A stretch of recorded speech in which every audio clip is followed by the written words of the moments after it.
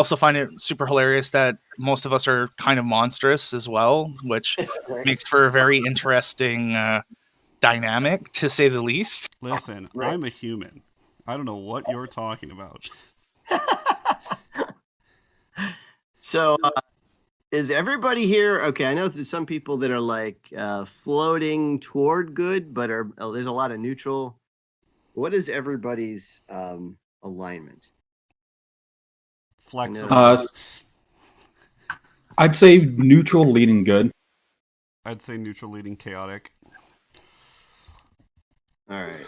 I'm Well, definitely. yeah. I have to fit that neutral dynamic regardless of what's going on, just because the druid base class. Right. So, right. um, And one thing I wanted to talk to you. I mean, so there's a lot of things that are bound by alignment in Pathfinder, and there's a lot of things that are bound by alignment but probably shouldn't be. And there's some options that I think should be available to things that are. So anytime you guys run into something that you think is a hard and fast rule, just ask me, and especially like if you want an exception, just let me know. Sometimes I'll grant it, sometimes I won't. I don't often make decisions based on trying to maintain balance unless it's really egregious. So if the item, if the theme, if the whatever you're asking for makes sense, then I'm happy to make it happen as far as role playing is concerned. Like if you ask me if your character can have sacred geometry just because your guy is a mathematician, that's probably pushing it, right? Yeah. I don't even know what that feat does. Don't worry about it. You're better off. I'm fine. Yeah, it's unimportant. But you get the point. Like, if you're a monk that just wants to be non-lawful, that's not pushing it, right? Like, I can probably manage that if there's, a circumstance that might warrant it. Hey, welcome aboard, Abby.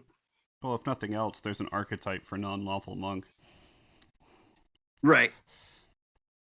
There is, and right, and there's an archetype for a non-lawful good paladin too. But what I found is that a lot of times those archetypes are pretty restrictive. So it's like, yeah, you can be a paladin, but you don't get divine grace. Haha. Yeah. Like jokes on you. But I mean, like, there's ways to make a lot of this stuff happen. And what I get it, 100%. I just what is it? Because I'm playing I don't know if you guys are watching the other session or not, but I'm playing Marius, and I'm playing a barbarian pretending to be a paladin right now. And Nice. we've been getting into a few arguments about the premise of how rage and passion isn't a lawful thing, and this is why paladins can't rage, even though Regathiel likes to say otherwise. Like, well, I guess you could rage as a blood rager paladin, right? Because they're not restricted. Right. well, that's the thing. It's like looking at these things, because I wanted to do Sentinel and a bunch of other things, but I got into a large argument out of character with Garlemon being like, "This doesn't fit and it doesn't make sense." And it's like, my guy, yes, it does. I've seen plenty of holy men fly off in a tizzy. Then they get the atonement spell at some point. Right. Yeah, and there's like, right, and so of course, right, there's some characters that you can gain all their ability. Like, I think a monk, you can gain all their abilities, and then be an ex-monk, and you don't lose them ever. Right. You just dip out from that point on. And there's also a prestige class that is similar to Barbarian called the Ulfin Guard. I don't know if you have to be an Ulfin human to take it, but it's cool. Indeed. Okay, awesome. So welcome aboard, everybody. Welcome to your Diablo 2 campaign. What I'd like to do at this point is have each of you kind of introduce your character, and then I want to try, if I can, as you do so, to pull your pictures up, and I'm going to see if I can do that without too much trouble. And that way you guys can describe your character, describe his background, his or her background, and then, and this is out of character information, but this way we'll be able to to get a good intro to each of us. So let's start with Artie. You can go first, and then. All right. My character's pretty antisocial. Been living most of his life in seclusion, self-study. I'll upload a picture. Yeah, here, let me see if I can do this. This is your. So what happens if you guys are in Roll20? What happens when I do that? Do you see his token?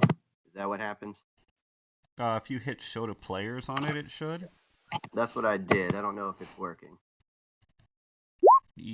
So the first one is human form. He used to be human for the most part, but through like self-experimentation, he's maintained a bestial form, kind of like more like a dark raven.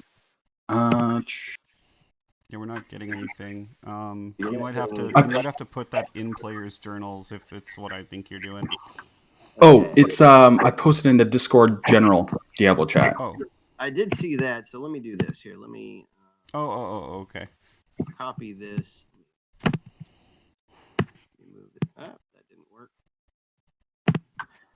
So bear with me as I learn more. Click on one of the hold shift and then press Z. What's that? Hold shift and press Z to do what? I think it'll show a token if you click on one. It'll show it bigger. Huh, okay, let's see. So if I'm clicked on anybody, hold shift and hit Z. Oh, neat. Hey, I didn't know about that. That's cool. That did work. All right, Cool. there we go.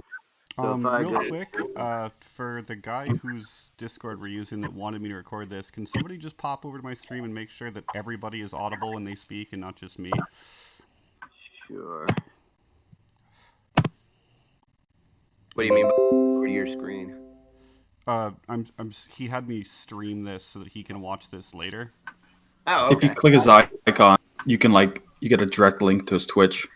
Yeah.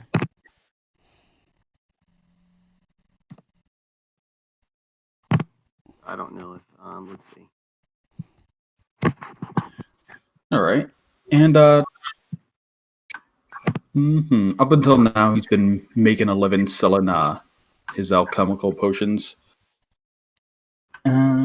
But because of an accident that happened at night when an intruder was like trying to steal and kill him, he transformed into the Dark Raven form you've seen, and was kind of like ashamed of himself. So at that point, he ran away from his home, and through traveling through the wilderness, he ended up in Bramwell. At least I think that's the name of the town. Yep. By that point, he's become more used to his form. It can freely change.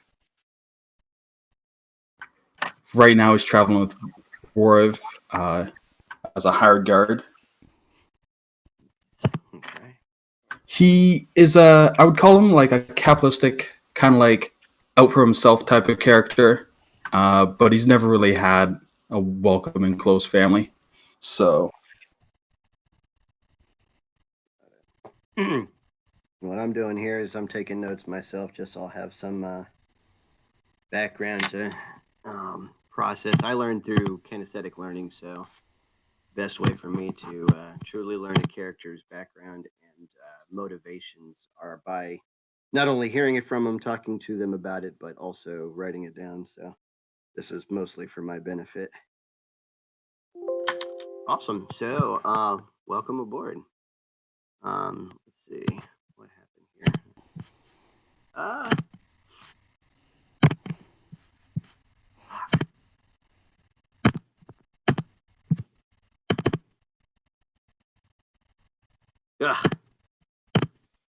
Someone tapping something? Yeah, sorry. I don't know how Discord just shut down on me for no reason. Awesome. You're not shut down. You're still here. Yeah, I am now. I just got back in. Or did you guys? Did I drop? We never heard you. We heard you struggling with it the whole time. We never heard you like disappear or anything. Okay, that's weird then. I don't know why. It sounded like I was gone. All right, cool, awesome. So let's see. So you're with Wariv. You picked him up in Bramwell. Fantastic. Antisocial and capitalist. So you want to get rich. Me too. Awesome. We'll do Birim next. Or Barim. Birim, Birim. Birim could be cool. Like in my head it was Barim. I Barim, hadn't really Barim. settled that. So Barim. Yeah, he's I don't know how many of you are on the caravan. He's the moment you would have, I guess, met him traveling on Werv's caravan for the first time you met him. He's just sort of he's sociable. If you talk, he'll listen and talk your ear off too. He'll always have some story about something or other. Uh, but when he's off by himself or no one's interacting with him, he definitely seems like not head in the clouds, but like he's somewhere else. Like he's never really. It seems like he's putting on a face when he's being social, but he's not really interested in being there. Like he's very fixated on something else that isn't necessarily happening in the same area. Okay. He doesn't really talk about himself. He dances around any conversations like that when people ask about him. Uh, so you haven't really gotten to know him very well, but he seems friendly enough. Gotcha. So like social but evasive. Yeah. He maybe puts on airs. Maybe he knows how to speak and how to address people and all the stuff to make him sociable and friendly and someone you'd want to be around. But at the same time, you feel like it isn't necessarily something he's totally comfortable with or wants to be somewhere else. Gotcha. All right. And are you with you're with Warv as well, right? Yeah, that's probably where I first met the rest of you if you are also here. Okay. And where did you pick up with Warv's caravan? Probably out the gate, so to speak. Okay. I think what we discussed earlier is probably the. All right, sounds good. Perfect. All right. And then Jepson. What exactly is a description of my character? Yes, description of your character and kind of like motivations and you can.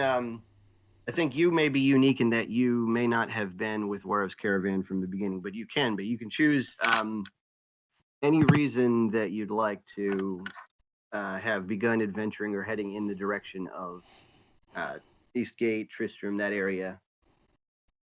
And as you talk about all these places where everybody's from, could we put the map back up for me, who has not played Diablo and is not familiar with the setting? 100%. So this is the world map, the over map. I know it's in Discord, but I'm looking at in the client just to see everybody's tokens as they come up.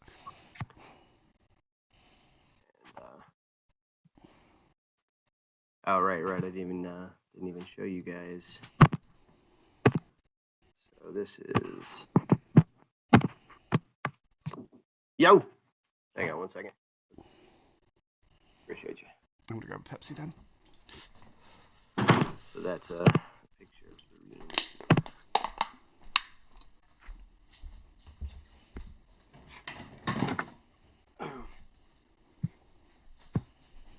All right. So,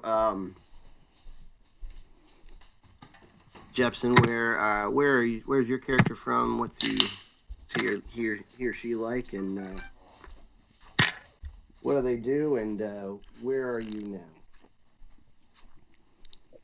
now? Null Toll, a gargantuan hyena man, or Null, if you will. Home, nowhere in particular, more of a wanderer. Heard there's a lot of raiders coming around, stealing from caravans he could have stole from, and he wanted to put a stop to it. He's about 6'7",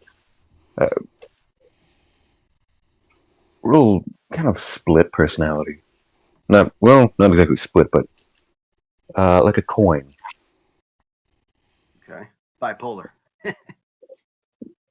Yeah, Sort of an on and off kind of guy. Dr. Jekyll, Mr. Hyde. Yeah, because I'm a barbarian. Not the alchemist. Not the well. There's also Dr. Jekyll, Mr. Yeah, right. Got it. And to that end, I know we didn't have as much chance to talk about it, and I apologize for not being as clear about the scheduling as I was. I know originally I had on the ad that we'd have our first session next week, which is still, I guess, technically true.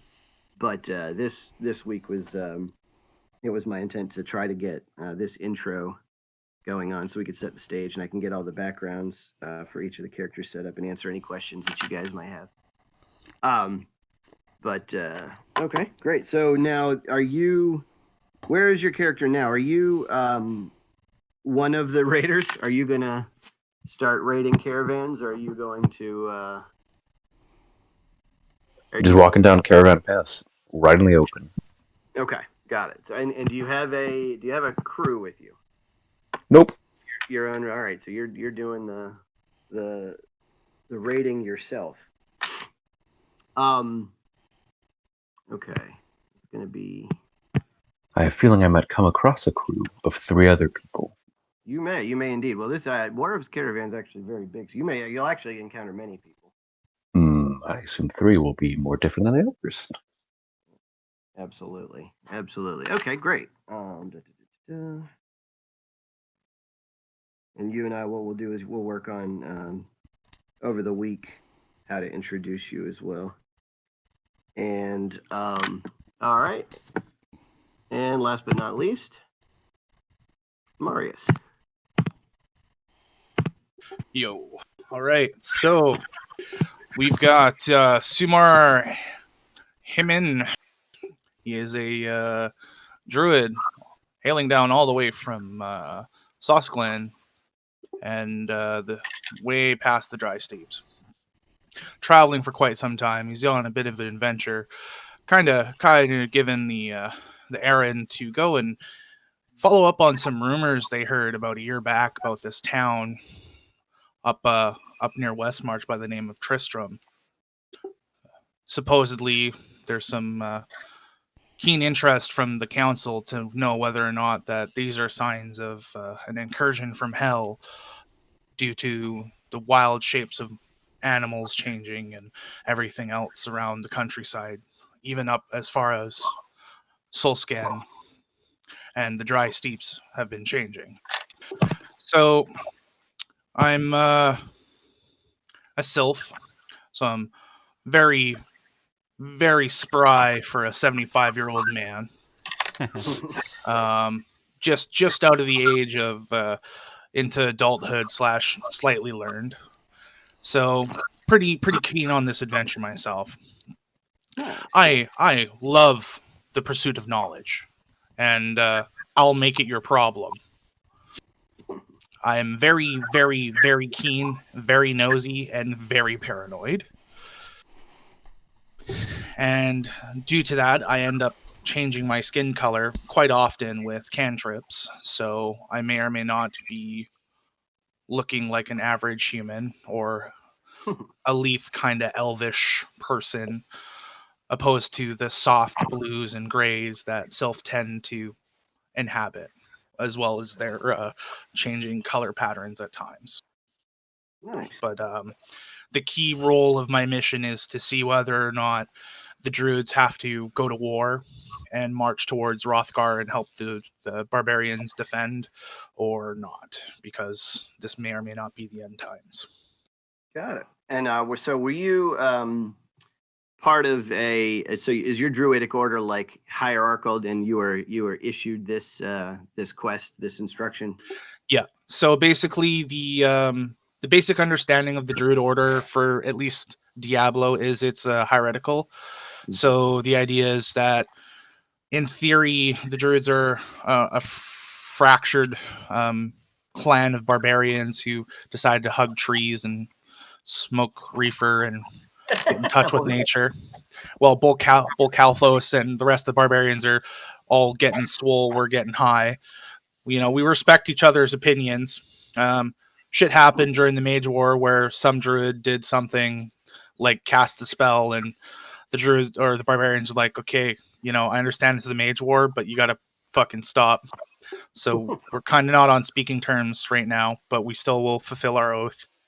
So there's the druids collect in a group called colleges, and they're usually these giant standing stones in the middle of forests where they gather together, teach, educate those who kind of awaken, and they get the guidance from the original Nephilim teachings of the original druid. Got it.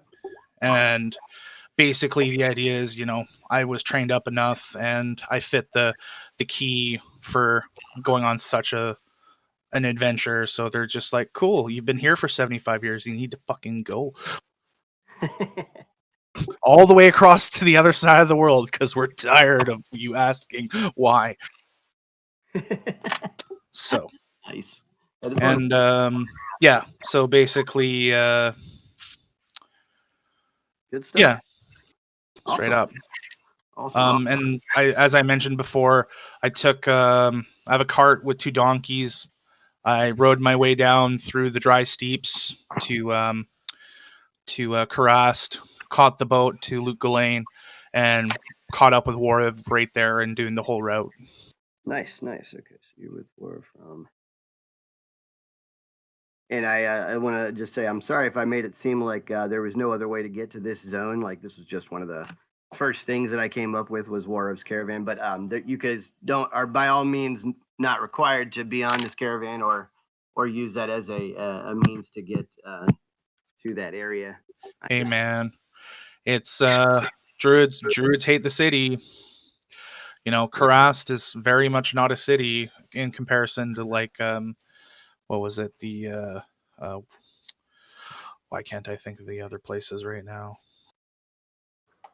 I think West March is one of the larger ones. Yeah, it's not West March that I'm thinking of, but it's the because I think that's the region. It's the Luke Ghislaine was Kyrgyzstan, Chaldeum, and Honduras are big cities too. Yeah. So I'd rather brave the desert than the city. Makes sense. Makes perfect sense. All right, awesome. So, what I'd like to do at this point is kind of talk about kind of how I'm going to run the sessions and tell you a little bit about how I run combat. So I like to do this very dynamic combat simulation in that I add in a lot of like kind of ad hoc rules, right? So they won't necessarily perfectly coincide with Pathfinder's, strict line by line definition of the rules, but they're definitely congruent.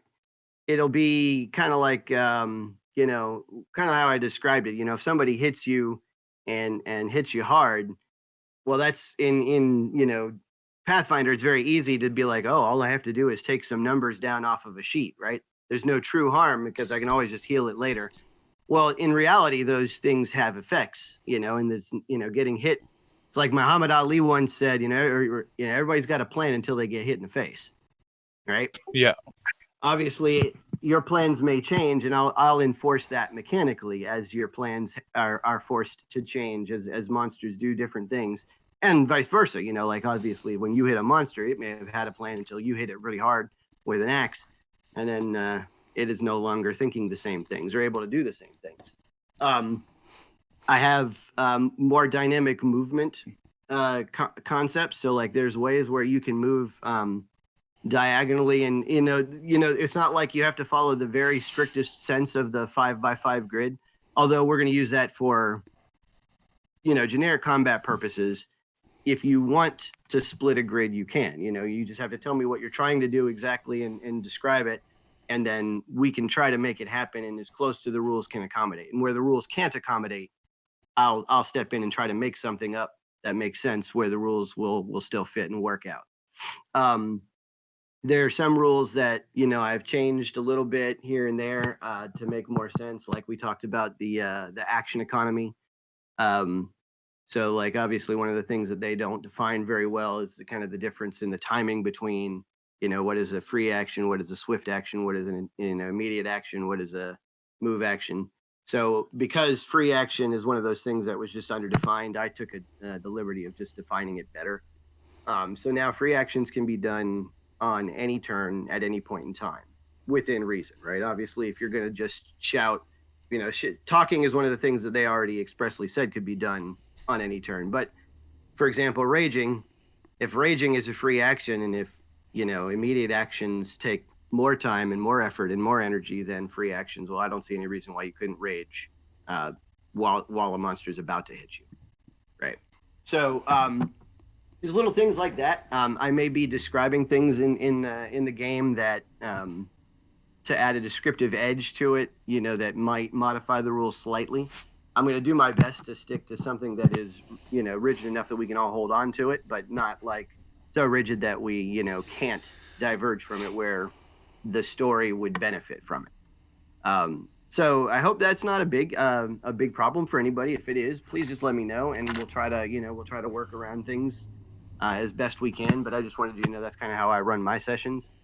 I like for the story to the collaborative storytelling to trump the letter of the rules, and to to keep the spirit of the rules intact by trying to make it seem as reasonable as possible that these things would take place in a true fantasy setting. Does that make sense? Are there any questions on that? I'm good. That sounds good to me. Makes sense to me. Cool. That's basically, I think that's all I had to say as far as the introduction is concerned. Thank you guys for all being in my campaign. And then what I'd like to do now is introduce. So one at a time, what I'll do is I'll give a quick blurb. So I think, Marius, you met up with Warv and Luke Ghislaine, as did Birim. Birim? How do you want me to pronounce it? Birim. Birim. Okay. So you guys both met up with Warv and Luke Ghislaine. Okay, so Warv is going to talk to you guys and say, okay, welcome aboard. You are now in the illustrious company of Warv, and you are now graced with the ability to join my marvelous trade caravan. So it is good to have you aboard, my friends. And you may have noticed that recently the areas in the wild are gaining in danger. And there is great numbers in... Ooh, what I am meaning to say, forgive me, the Western sayings do not fall well upon the tongue. What I mean to say is there is greater strength in numbers. And so the more of us that there are, the safer we will be. So welcome aboard, and while you will be paid well for your time and efforts, you will also have the glory of traveling with the esteemed company of Warv. Are there any questions, my friend? Yeah. By being hired, do you also get a discount on your wares? Of course, and a 2-day warranty. All of my items are guaranteed for life. Warv sells a great many things. He sells food. He sells the finest carpets and silks. And he also sells weapons, jewelry of finest quality. Is there anything that I could interest you today in, my friend? Not for the moment. Fantastic. Of course, in addition to protection, I do ask that you assist with some of the menial chores, as we all must, except me, of course, because I am the hirer. So the baskets are over there, and if you could just load those on the caravan, I would be eternally grateful. So he points out where all of his junk is. He's got 20, 30 barrels, You guys look out onto his caravan, and as you see it, he's probably got 2 or 3 covered wagons and 5 or 6, open faced carts. Most of these are horse drawn, but some of these are going to be pushed by slaves. Basically, he's got a couple of people in his employment. They're indentured servants. They're not exactly not paid for their efforts, but they're probably not paid well enough to ever actually escape his employment, if that makes sense. And then he's got, you think maybe 10 or 15 other hired protection lugs, only 2 or 3 of which you think will be any serious help in a combat situation. Most of the others are just trying to get either safe travel themselves or, cheap coin. So do you guys load up the stuff for him? Yeah, I'd be like looking at the luggage, looking back to him, and just kind of like begrudgingly stoop shoulder go to it. Yes, very, very good. That is goes in cart number 3, I believe. And he kind of directs you guys as you go. Luga Lane is a large town, large bazaar. And for those of you who are less interested in being in large towns, you kind of keep to yourselves. But after not too long goes, as you guys load up, and after not too long after that, you guys disembark and travel all along the coast. So let's see, are you guys on? I'm going to pull you guys to the overworld map. So you guys disembark here. I don't know how long. Tell me real quick, how long does it take before these maps load up? Like as I switch from one to the other? It normally happens immediately with some load time. That's not too bad. All right, so you guys disembark, and then you travel basically along the coast. You make a couple of stops in little villages along the coast.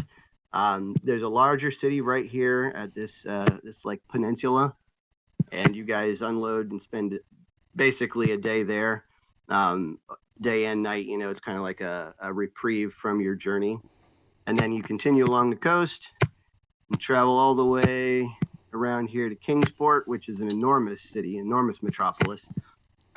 Incidentally, if you guys want to get out and off of the caravan and like go shopping at any of these ports, just let me know. But this is just to kind of speed things up to set the stage. As you get to Westmark, many of the people who were originally traveling in the caravan only traveled with you to Kingsport.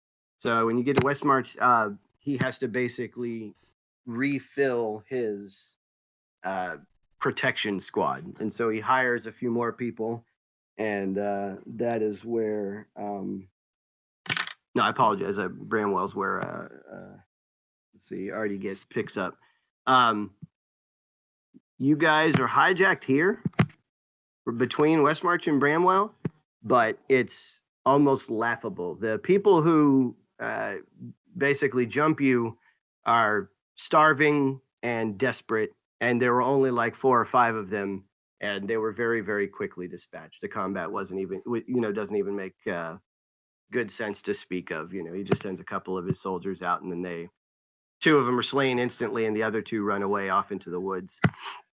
In Bramwell, you pick up Artie, you pick up Markov, and I don't know if you guys want to talk about it, but along the journey, Warov spends most of his time in the front of the caravan conversing with a halfling who is kind of swarthy-eyed, kind of, you can tell he's a scoundrel. You can tell without even having met him, without even having spoken with him, that he specializes in getting in and out of places that most other people couldn't get in and out of.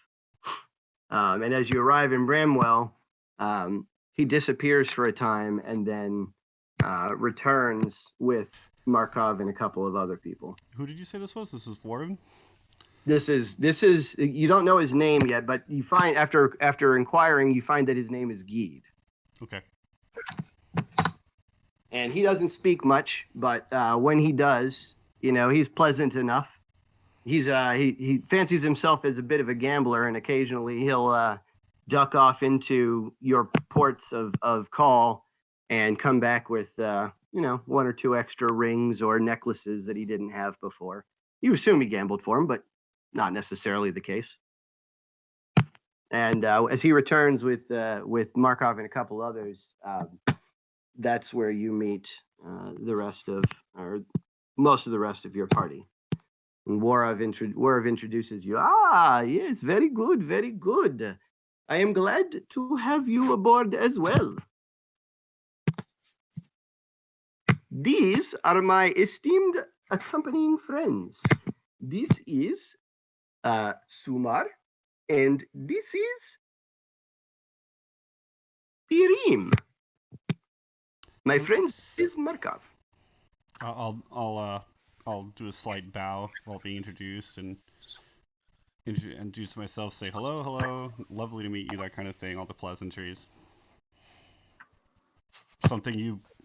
It may be a bit more than you're used to. Yeah, I'll return the greeting, but like I won't be making eye contact. It's like yeah, welcome. Ah, so pleasant. All of us are acquainted now? Fantastic. We should make pretty good time as we go further west towards Eastgate. You will love Eastgate, my friends. It is a marvelous fortress. And you guys disembark again and travel along the coast still. And as you're traveling, now you notice that it seems that wildlife has grown slightly more scarce. And there's no particular cause that's visible to anybody. Does anybody here have knowledge nature? Yep. All right. Hit me with it. Right, I'm not trained at this level. Can anybody make this roll? You have to have a rank in it, otherwise you can't get above a 10. So we can all roll it, but anything over a 10 is ignored. Right. I do have a rank. Hey, anybody who's trained, that's perfect. All right, so Sumar notices that there's less birds chirping.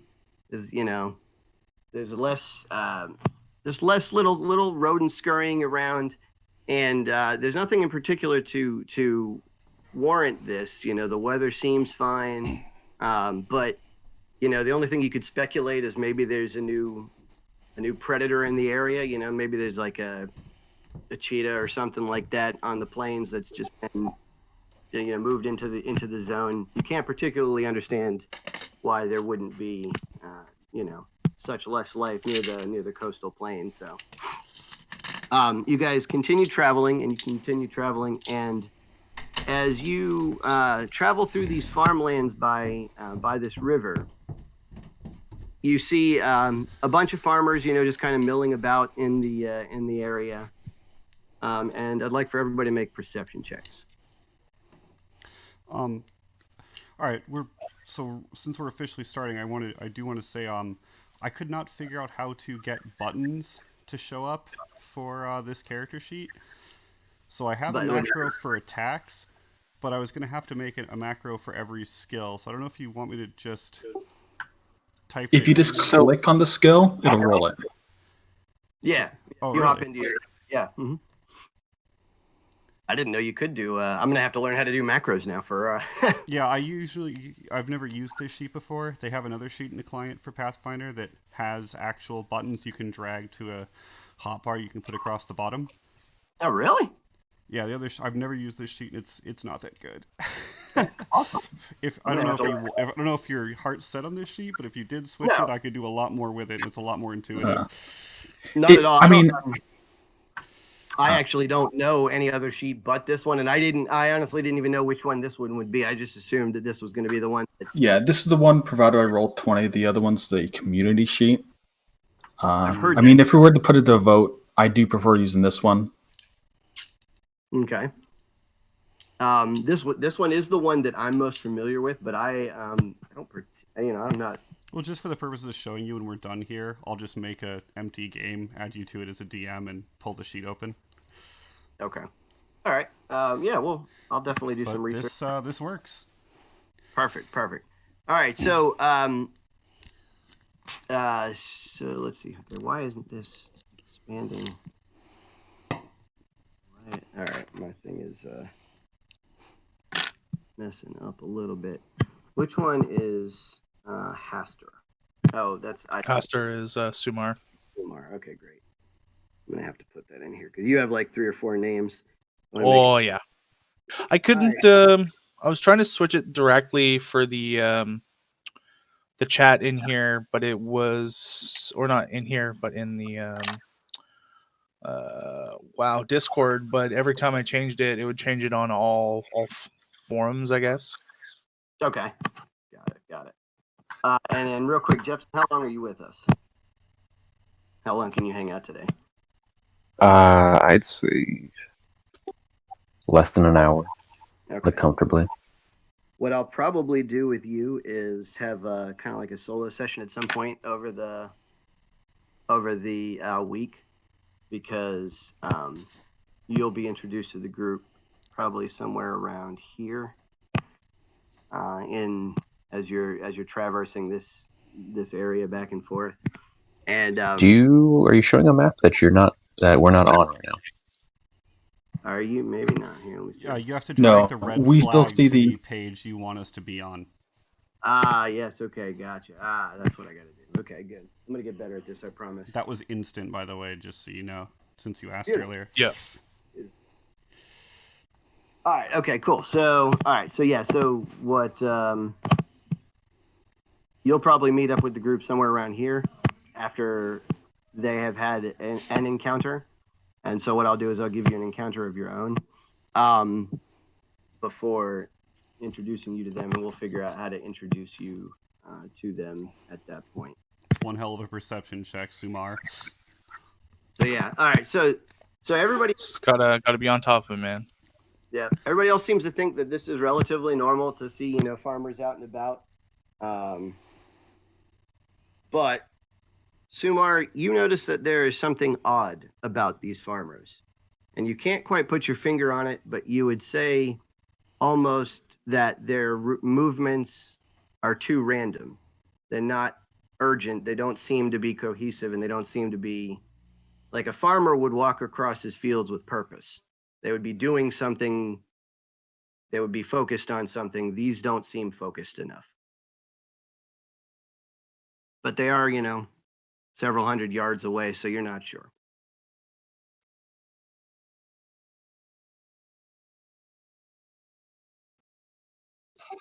Well, I'm not gonna speak up much to it, even though I noticed it. And I don't think stopping a whole caravan for some, farmers who might be tripping out on some off wheat. Indeed. Okay, great. So your caravan continues. As you are traveling, let's see if I can get us to a good.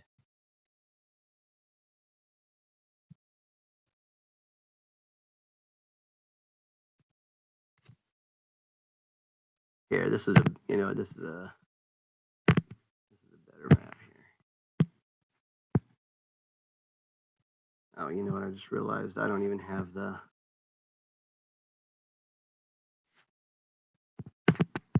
Wow. Okay.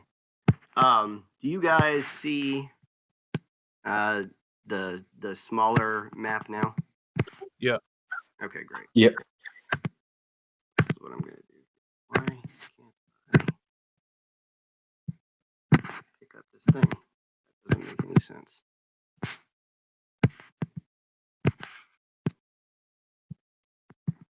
Sorry, there's one thing that I can't get up, and I don't know why I can't get it up. There it is. I was on the wrong. What's the right word? The wrong layer. Sorry. All right, so you guys come to a fork in the road up ahead, and one of these paths, Warv lets you know, goes to the mountain pass that leads to Duncraig. He says, now here you can go south if you like.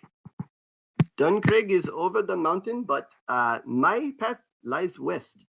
Would anyone like to disembark?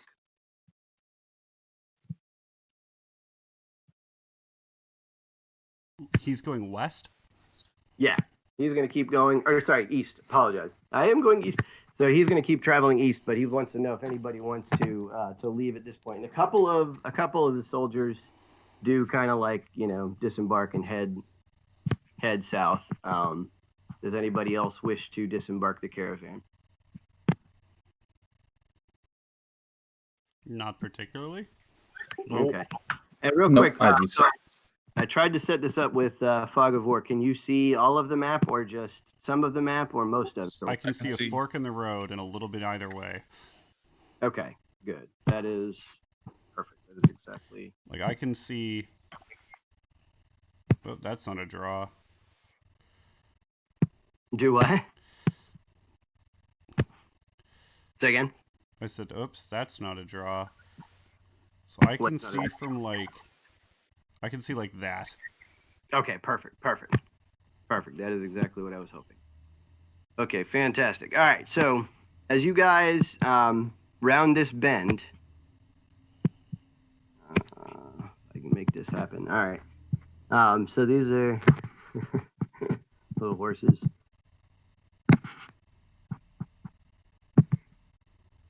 You guys see the farmer is still milling about in the distance in relatively random fashion. And You can highlight things like you would like highlighting text. oh yeah, I can bring. Yeah, you like can grab multiple tokens as a selection and move them all at once. Perfect. Okay, and then I think I go over here and grab your tokens, and I can copy them, right? You guys can put yourself wherever you wish on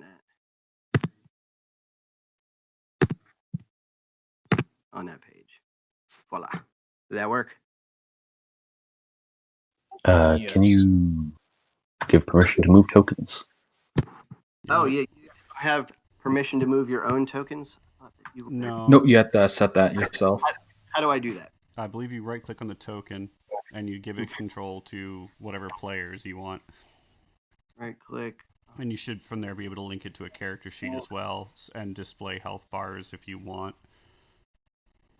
It'll also help us. That way we can click on them when we roll initiative, and then we can potentially set up an initiative bar right away. Yeah, Definitely. and also we'll be able to track our resources.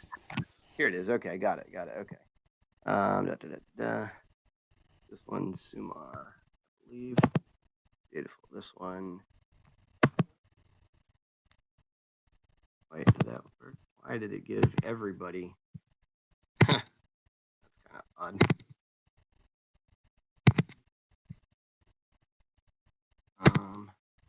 All right, is that working for Sumar Markov? This one. I have no control. Still have no control, huh? Yep, no control still. Oh, I didn't save settings. Aha. Okay, got it. All right. Sorry, guys. I'm learning. My token was deleted. There we go. I got Sumart. All right, so I got one there. I got this one is Markov. Wake up. There we go. All right, I can move mine. Beautiful and dream. Now, if I save this, will you always? I think you will. So if I set this up, All right, that default size is large. copy, move them back to the other square. Paste. Okay.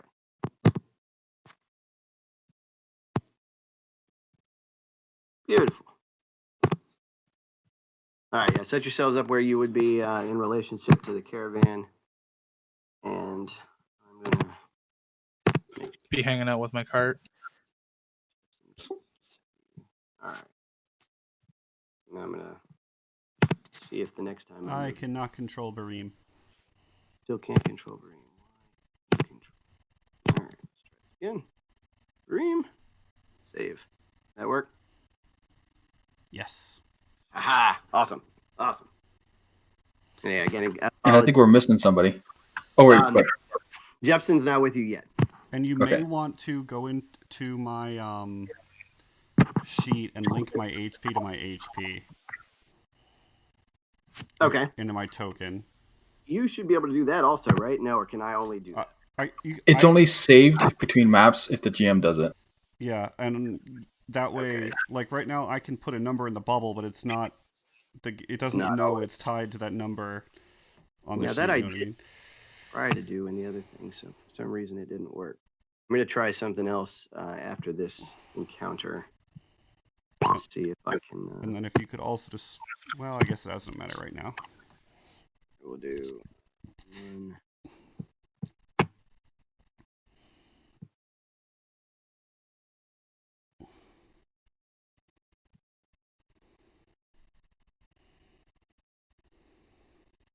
I see. Ah, stop it. There we go. No, good lord. Yeah, this is an art. You got to get this to the point where it's a lot smoother. I thought I had all these copied with your HP and your designated, it all being designated to each individual character, but apparently I didn't for some reason. I don't know why. If you don't link the token to a character sheet, it won't save anything. That's what I'm saying. I had all of these character sheet in the load page or whatever, the cover page, and I had your green thing set to your AC and your red one set to your hit points. But for some reason now, like, they're all gone, even though all I did was copy it over. But anyway, now you guys are used to using a different color, I think. What color do you guys usually use when you use for these things? I was going to say, that might be because I messed with it, because I'm going to use those two other bars for my resource points. Okay. So I've edited in numbers for green and red at the moment. What is a resource point? So I have daily uses of my powers a day. Oh, okay, gotcha. Okay. A wizard might track his pool, or a magus might track his arcane pool, or a cleric might use uses of channel energy a day, something like that. All right, so then it's so that we're universal. Can we all do red for hit points, green for AC, and then blue for whatever your resources are? Sure, though I do think they by default try to assign HP to green. Okay. Yeah. You try to assign HP to green? The client usually defaults HP to green. Oh, really? Okay. Either works. Yeah, anything works, but sometimes it'll just auto flip the green. So habitually, most people do HP green. Got it. Okay. I've been doing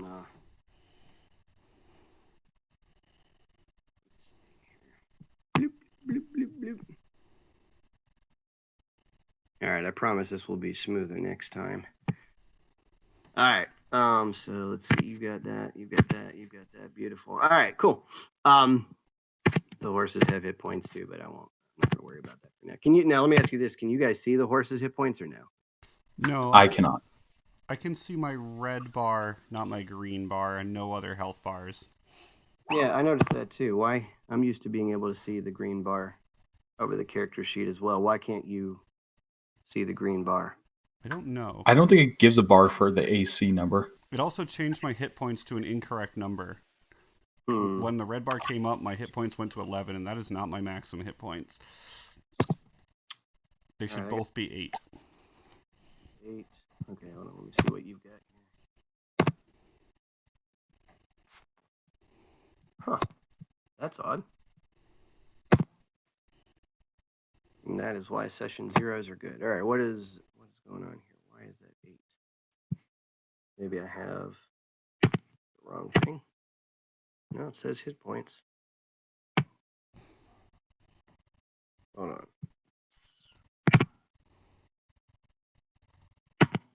Markov. Huh. I don't know. Mine's correct hit points. Yeah, everybody else's is right. Yours, I don't know why yours is wrong. Yeah. Maybe that'll work. Maybe that'll. Still says 11. Why Why does it say 11? Character sheet doesn't say 11. Oh, is it? Are you on your? No, that wouldn't do it. I don't know. And do you have I it don't know set why. so it actually would display the green bar? Like, are those independent permissions you have to give for each bar? That's a good question. Let's see. Because Name. I can see the red one. I thought they were all individual. Let's see. Go there. You guys see? I don't know. That doesn't change anything.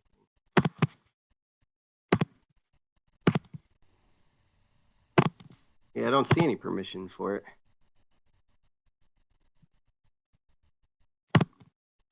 Maybe there's something I'm missing. Let's see. Oh, hold on. Maybe this is it. Tint color aura. No, those are auras. Oh, now my name's displayed. Yep. Token bar options. Top overlay. Ah, okay. Maybe this is it. Did that do anything? Nope. Uh, Oh, now you just put my name above my photo and the bars beneath it. nope. That didn't do anything. Okay. So whatever that was, you're going to want to flip that back. Okay. There we go. Yeah, there's so much extra stuff that I apparently like. You just need to know to be a DM in this thing. I'm trying to learn it as I go, but I do not see any place where it says, like, display. Oh wait, hold on. I got an idea.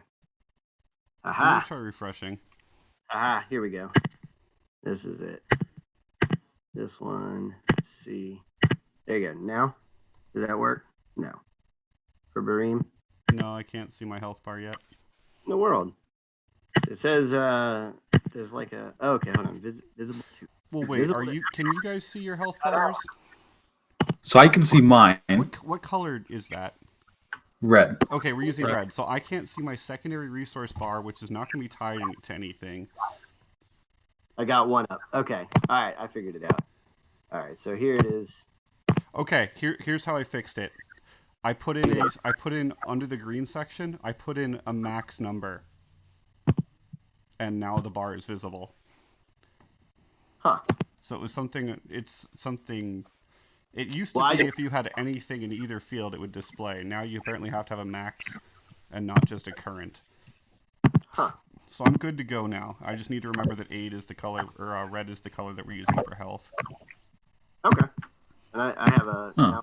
thing that says, I mean, do we need to see the bar for AC? AC? Are we tracking that on a bar? Well, I'm just saying, like, I don't have You a don't have leftover bar for those. you guys. I mean, I don't know. What do you guys want to have visible? Now, can you guys see each other's? I can see. Sorry, who's the bearded guy again? me. Well, Markov. I guess 2 beards. Well, I yeah. can see everybody's bars now. Okay.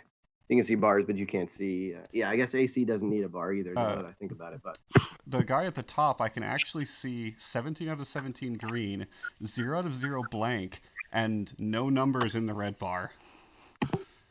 There's numbers in the red. It's just 9s look like 0s, Yeah, and Bareem, I can see the 11 out of 11 from the Aragorn looking guy here. Yeah, that'd be Markov. AC. Wow. Yeah, I don't actually see numbers in the red bar for the old man. Weird. I'm showing your AC is 8, Bareem. Is that right? No, I'm not tracking AC. That is my sorcerer points. You know what I mean? Is I'm seeing, like, in your character sheet, your AC is 8. Let me open it up. That doesn't sound right. I think you changed it somehow by. So I think what because you had happened. that set to AC, so now it changed my AC. That's crazy. Yeah, dissociate. If you have to then dissociate that bar from my AC. Okay, I was putting everybody's green bar as AC. Is that not good for you? What did you want to do? I'm going to be using both of those bars to track how many points I have left for the day.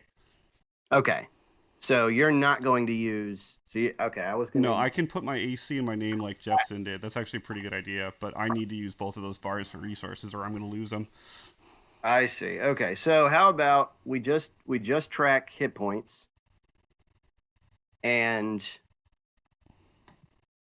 we'll only have one bar available as hit points for universally, and that'll be what's your favorite color, guys? What do you guys want to use? I've always used green, but I'm not really particular as long as we're all using the same thing. All right, Pretty green is much. hit points. Is everybody cool with green for hit points? I'm fine with green. Sounds good to me. All right. So I'll have that set by next time. And then the other bars, do you want them displayed at all or no? I think it's better if they're not like visible to all players on the map. Yeah, I Just actually visible. prefer even the hit points to only be visible to self. Okay. It keeps things organic and honest. Okay. Hit points visible to sub. I mean, a bar isn't bad. I don't like a number visible. Can you guys actually see the numbers when I you're looking? can see the numbers on the Aragorn guy. I cannot see the numbers in red for the guy up top. And I'm sorry, I like maybe displaying the names visible to everybody would be helpful. Okay. I like displaying names. Okay. So nameplates on. Nameplates on. Because I can't put the Discord overlay above my browser. All right. So nameplate. So everybody can see each other's names, correct? Not yet. Nope. Just mine. Whose name can you not see? I can see my own. I see my own name. Yeah, same here. And once again, for the old guy token, I see 17 out of 17 green, 0 out of 0 blank, and then no numbers in the red bar. But for the Aragorn guy, I see 11 out of 11 red, and for myself, I see 8 out of 8 red. So I think everybody's set differently. Yeah, well, they probably are now because I said everybody the same, and then you guys started moving some stuff around, and then I started moving some stuff around, and then we all started moving stuff around. My green bar says dexterity. All right. So nobody touch anything yet. So I want to try Okay. to reset everybody the way I hope it can be. Okay. So this one will go to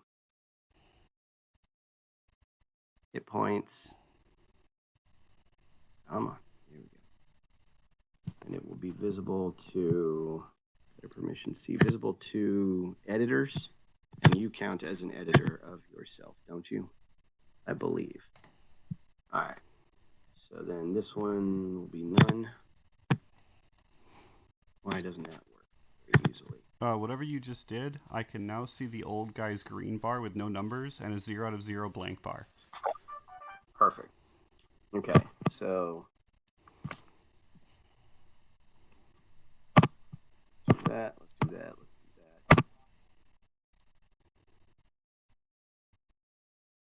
Nameplate and save. All right. So for the guy at the top, that's Sumar, right? I see. Why do I see? I see his 0, 0, 0. All right. Do you see his name and a green bar? I see a green bar. Also, you've associated my character to the bottom small wagon. Well, all right. The only one I'm doing yet is wow. How did I catch the web? I'm taking levels in shifter, guys. It's fine. All right, I am the mimic. I see the name, right? And then I see a green bar. And it is tied to your hit points, and your hit points are correct for Sumar? Yes. Okay, great. All right, so that is one. All right, number 2, Markov. Your nameplate is correct. This is going to be hit points. Come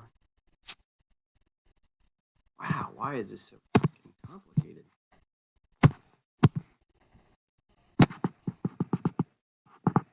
Just should be touch screenable, but it's not. All right, that's your hit point.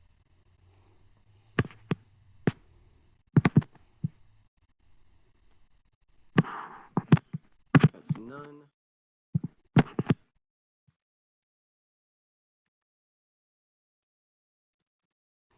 Okay, and save. All right, Markov, you should be set. Is that correct? Looks good now. Although we can still see his numbers. You can see his number. Okay, hold on. Let me take that off. And I cannot see nameplates for either of them. Now, Markov, what the hell just happened there? Everything's good on his character, except we cannot see their names yet. Okay, you can't see his name? No, Okay. but now I do see just green bars with no numbers in them for them. Why can't you see his name? That is odd. Now, I can see his name, but I see it at the bottom for some reason, when it shouldn't be. Yeah, it should be at the bottom. Okay, bottom's fine? All right. Yeah. Yeah. All right. Because otherwise the meters are going to cover it up. Now, Markov, can you see your own number for... I see my own bar with number and name. Okay, great. All right, so then this one is...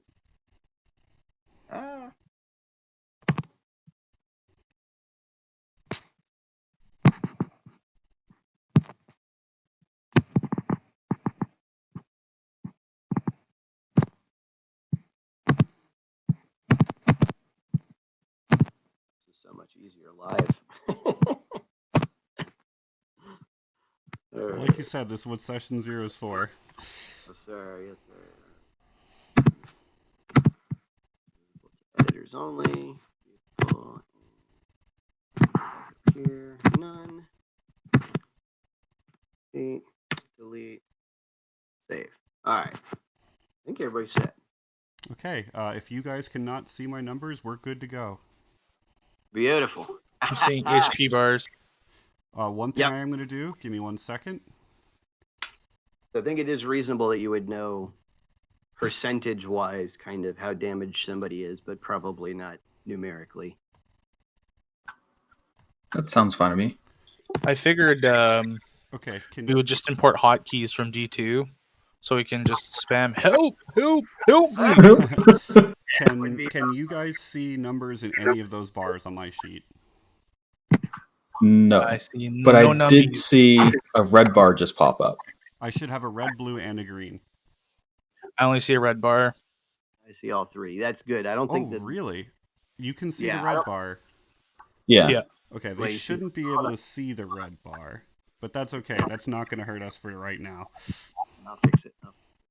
It's my rage timer. Yeah.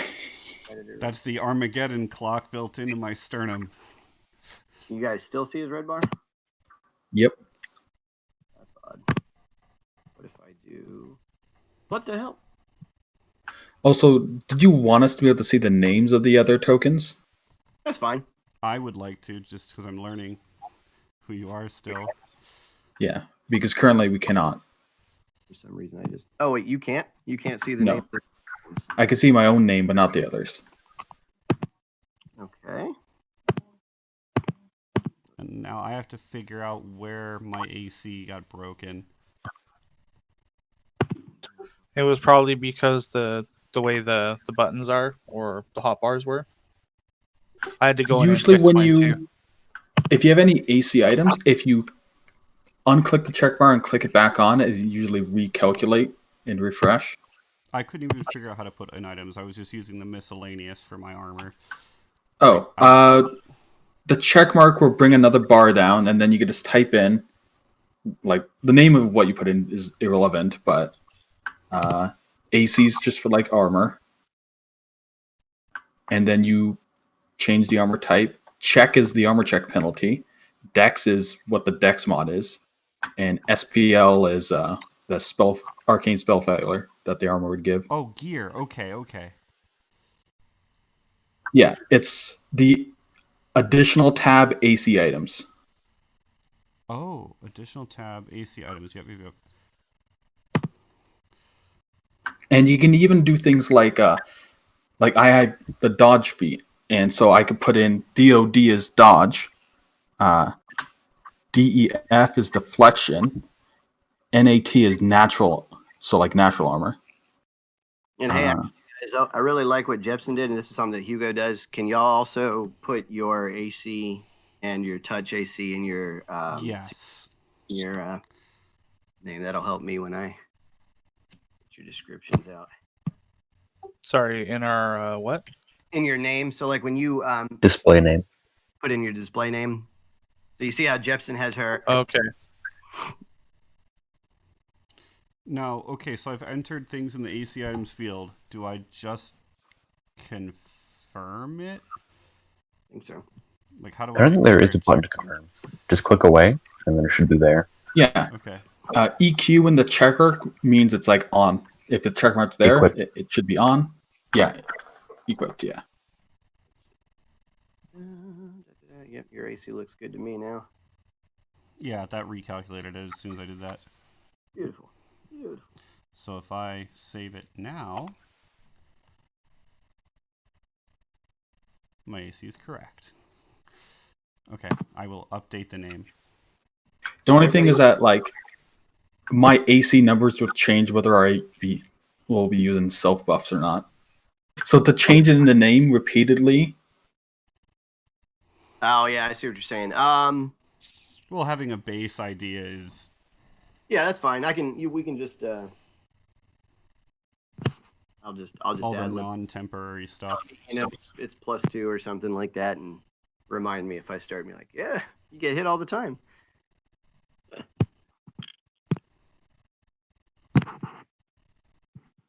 All right. Does that look good to everyone at the moment? Like as far as what you. Well, I still can't see their nameplates, but if we can't figure it out, I'll just deal with it. Okay, you still can't see their name.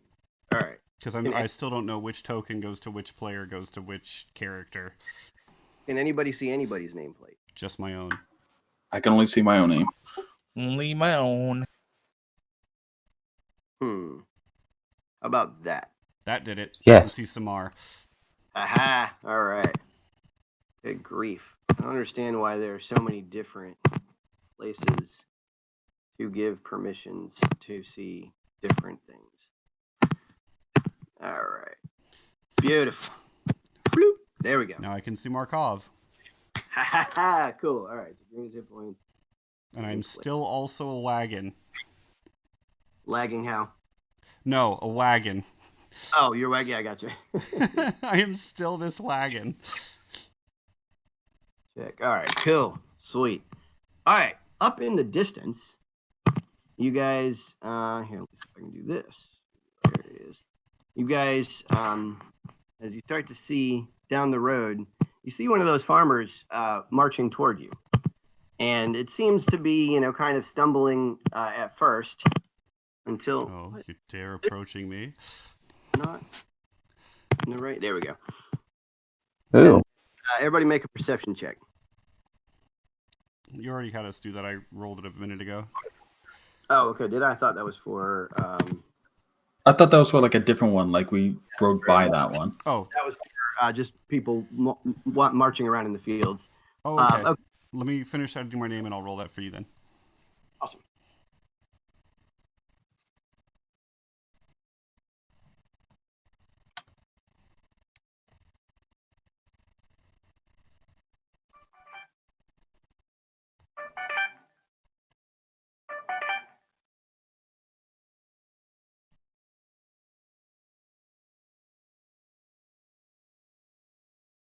Did anyone else hear that, or do I have a tab I heard it. blank sound? I heard That's it. me. That's what it sounds like when somebody's like, "Hey, I sent you money." Oh, All right. congratulations. Well, yeah, I guess. I've heard that several times.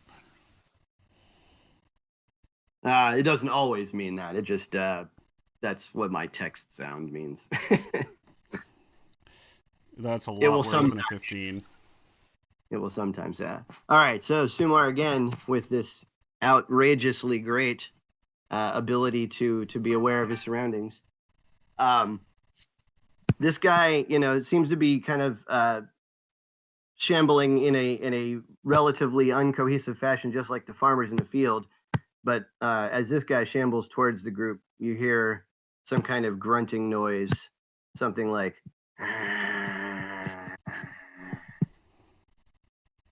And is joined with other grunting noises. I call out, there's a person ahead.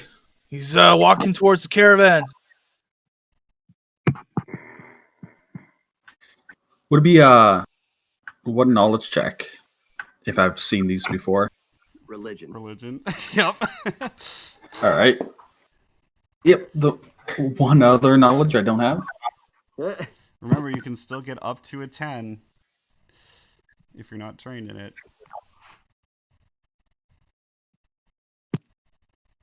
So I just out of curiosity, and this is you're probably right, but is it that scores over a 10 are ignored, or is it that if Scores over a 10 are reduced to a 10. Oh, or I They're thought it was treated that as if they're 10. I just thought it was like if the DC was above 10 that you just They didn't can't pass it. Got it. Yeah. That makes sense. That makes sense. Cool. Yeah, basically the rule on it, the wording is something like any results over a 10 are treated as though they were a 10. Got it. Okay. Well, you are not certain that you have seen this particular creature or being before. You know that it is unnatural. Everybody roll it. Being Diablo and not strictly Pathfinder, do we still have the in air quotes common things everyone knows about undead? Yeah, I mean, well, like this is, I guess, since your characters are not particularly like, if anybody's well versed in religion, they would probably be able to guess what this is. This is not that complicated. You got a particularly poor roll, but yeah, I mean, like this is just like a human being. Anybody who sees these would be like, "The fuck is that? Is that a zombie?" You know? Right. Okay, that's what I was asking. Yeah. Right. On first side of zombies, I would be taking my bestial form. All right, everybody roll initiatives. Let's see. Oh, I didn't select my token before hitting that button, so it didn't put me in the turn order. So let's see what I can do about that. So what was your? All right. So what you can do is I'm just gonna re-roll it and put the roll number again, in. and then one of you can edit a number. Okay, that'll work too.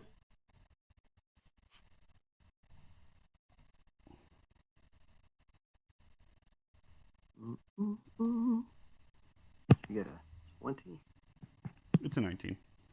19. Okay, got it. The first number was a 19, so All set. it's not gonna make a huge difference.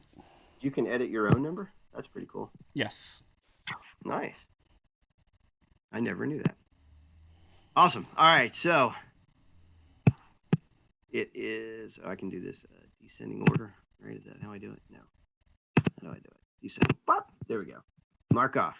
You are first. All right. Well, they're quite a ways away.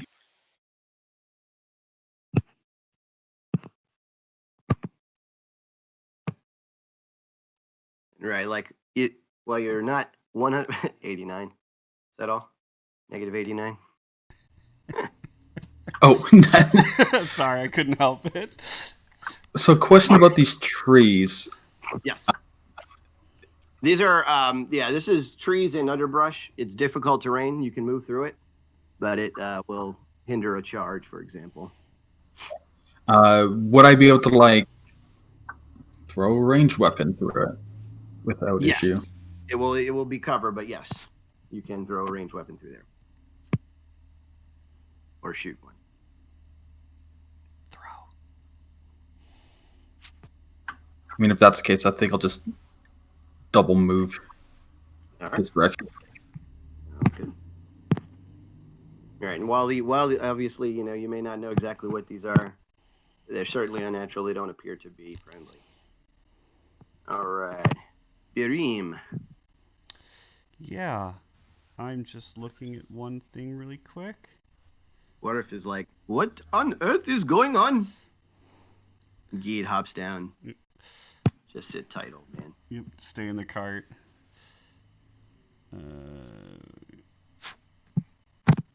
Okay. That is what I need to know.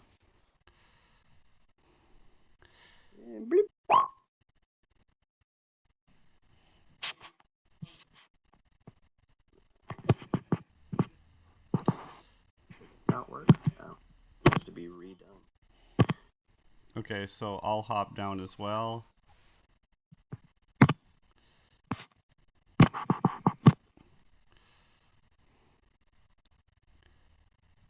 So I need to be... is that a guard below the wagon behind the horses there? Is that one of our guys? No, that is, yeah, he is a guard. He's that's the Ward of Warof's companions. That's the halfling. I think I'm just double moving. Okay.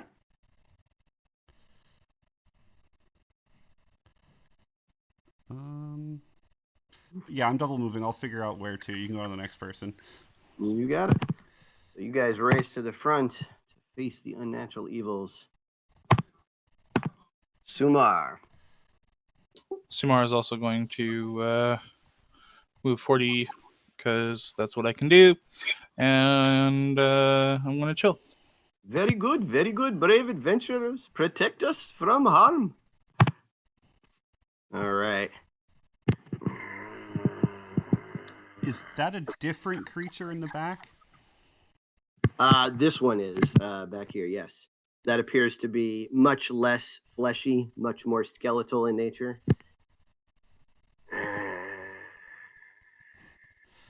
Well, that was a little better. Brains. None of these appear to be armed, however.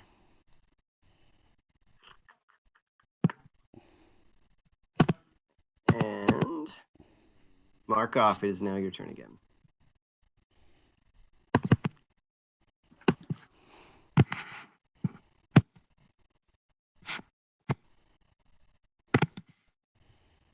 Just gonna move here Yep. and attack him with my short spear. You got it. Run your short spear right through his undead body, and it reels from the inflicted damage. However, it is not dead, or dead again. Re-dead? It is not re-dead. Kareem. Oh wow, yeah, this wagon is still tied to you somehow. Yes, I know. Away, wagon. There we go. Kareem. Okay.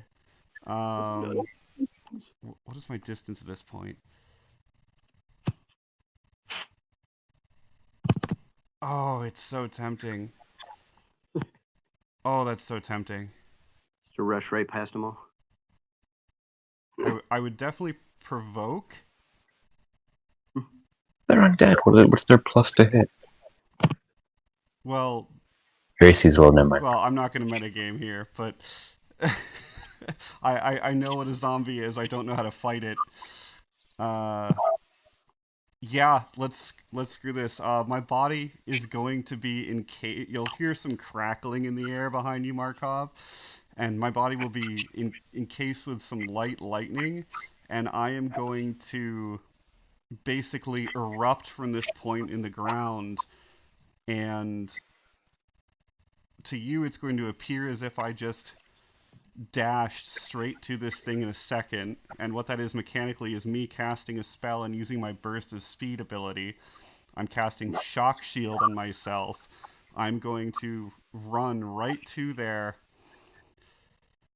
provoking an attack from that one zombie. Yep. And I am going to stab this thing with both. Well, no, I guess I wouldn't have an action left.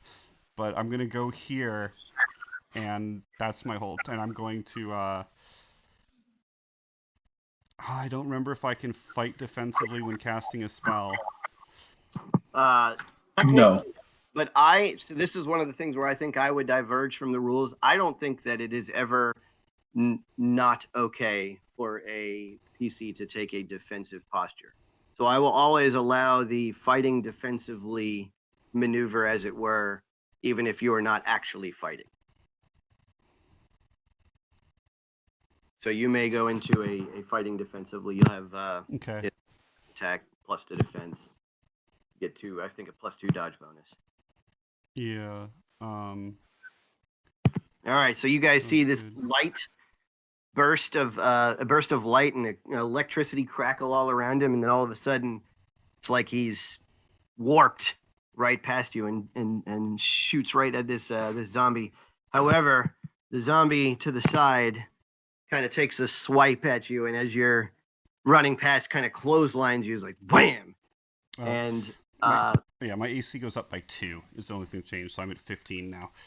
Correct. And he hits you, and you take 5 hit points of damage. Okay, very And good. as he clotheslines you, and you are running past with full abandon of him, you are kind of knocked to your knees, and you're able to catch yourself, your balance, and remain on your feet. But it definitely kind of knocked the wind out of you. All right, it is Sumar. Sumar's going to move forward.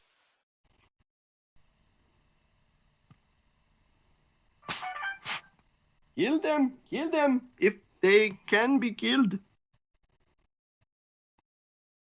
And yeah, I guess I'm double moving again. That's my turn. Nobody has anything to shoot with. I will shoot if you don't. You should probably do that anyway.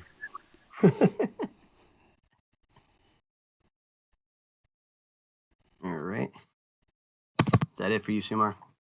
Yeah, I need to be a little closer for conductivity. Terrific. All right. So this zombie here, Excellent choice of words. over here, and attacks the horse. He goes, big brains. What? And the horse neighs as the zombie slaps it in the face, dealing damage to the horse. Not to interrupt, but what was the bonus from fighting defensively? Was it 2 points? Correct. Okay, so my AC is going to be a 17 until my next turn. Got it. All right, this skeleton hops up and attacks Markov, clawing at your face. And boy, this is still not. Ooh, I can move the thingy. I can move the chat bar. Wow, that's so cool. Just now knew that. Somewhat. I wish you could move it more. No, now it's not working anymore. Now I don't see it at all. What the hell happened to the chat? It's there. It's there for you guys. Yeah. In the top right-hand corner, there should be like something that looks like 3 gray lines. It's called a hamburger. Yeah. Click it. Yep. It just moved the options off to the side. The chat's still not. Oh, I thought that was the problem, that you couldn't see it. Or that you I've got clicked that and it 3. hid the chat. It pushed it all the way to the right. Yeah, no, I don't see it. Shit. It like literally just disappeared for me. I can go to every other. Try option. refreshing the page. Okay. It may default to bring it up. Try that.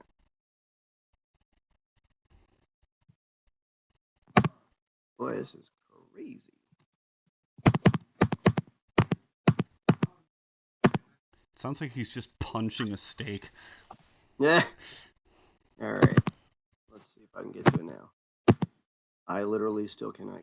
Okay, now I can get to it. There we go. Ha! Returned? All right. The skeleton is able to, in fact, claw at your face, Markov, and leaves you a big scratch as you take 4 points of damage. Did you say in fact or infect? In fact. Oh, okay. Sorry. A little bit A, a little bit of B. A little bit of oh crap. All right, let me get these things back up here.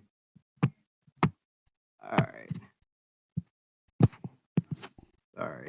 The zombie in front of the electric man attempts to slam him again. Move this over here. I may even be able to see it. Jesus, these things are hitting like tanks. And he deals 8 damage to you. Okay. Well, I'm down and my shield detonates. All right, so what happens with the shock shield? How does that work?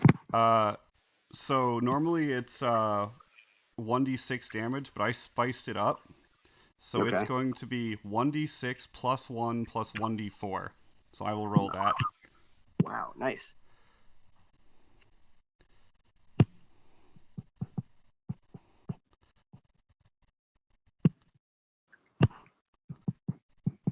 Zombies hitting for 8 damage as well.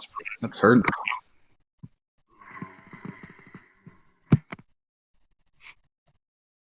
Oh, it didn't work. Why didn't it work?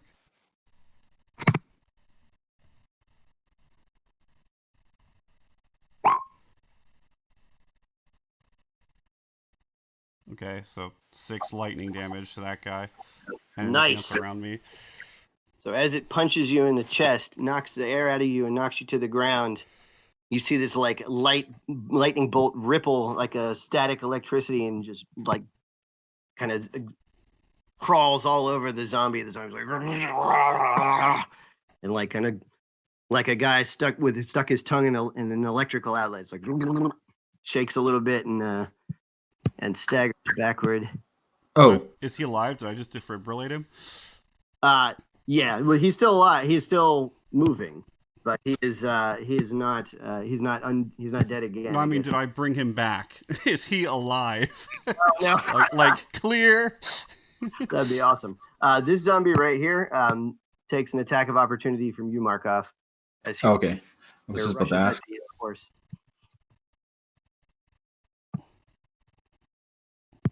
Unfortunately, as you swing at him, and the spear just kind of misses its mark, the zombie seems too absorbed with getting to the horse, and so he kind of just accidentally gets around your thrust. This horse, what the hell? How does this horse have a what in the world? Whack whack. This horse right here slams his hooves into this zombie, and the zombie takes a heavy hit to the chest as he gets knocked back. And this skeleton is going to attack the horse also.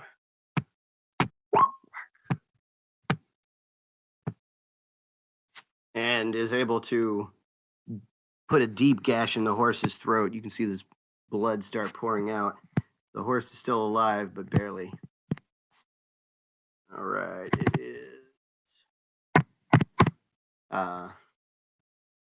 Who is this? This is Geed. Hold on.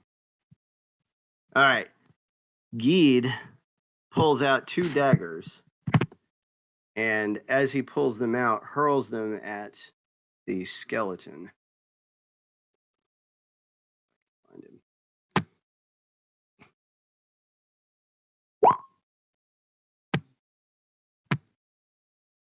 And both find their mark, knocking the skeleton to the ground. He is toast. Kind of falls to the crumples to the ground in a pile of bones. And it is Markov's turn. All right.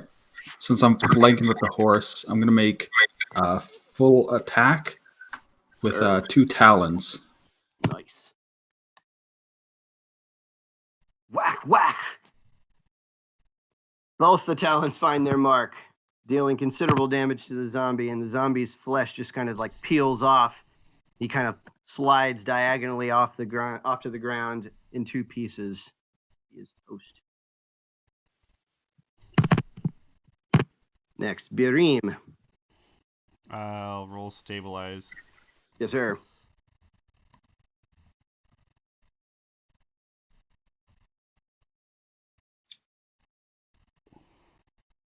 Unfortunately, Definitely not. I Birim bleed. is in pain, bleeding and gushing out, losing another damage. Sumar. Oh boy. Okay. So, trying to think here. No, that is my current HP. My negative con. I'm okay. Well, I'm not okay, but I'm not dead. Okay. I forgot that's how the rolled work. That it was like I have damage. to hit my negative constitution score to die. Right. Yeah, he's got quite a few turns. Okay. Or Sumar's a coup de going to grace. here. Uh-huh. Going to hit this guy with an arc of lightning. A lot of lightning in this group. Unfortunately, this bolt, It's ranged touch attack. yep, zigzags, but does not. Jepson heading out. Later on, Jepson. See ya. See ya. Yeah, we didn't even discuss this ahead of time. We all just somehow picked lightning characters. Yeah, right. Lightning's cool. Arcs out in a zigzag as lightning bolts do. Kind of like zigzags around the zombie and misses. All right. It is Swears under his breath. zombie seeing this burst of light is suddenly drawn to you. Why won't it let me pick one? There we go. I was hoping to turtle a little longer, but RNG was not in my favor. And this zombie steps over your dead body, heading toward the horse. I won't complain. Your dying body, sorry. And this skeleton is going to try to claw at you again, Markov.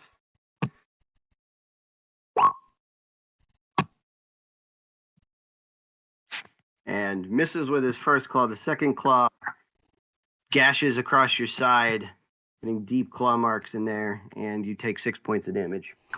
Wow. They're rolling pretty good then. Yeah, they're I'm kind of. Oh, are they? This is the base skeleton from the thing, and they're rolling.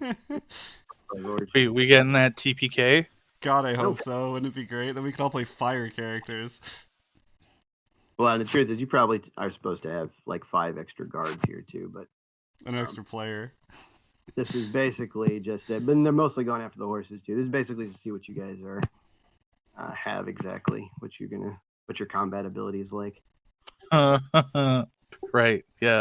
I am a level 1 sorcerer, and I think I might have just had the highest AC.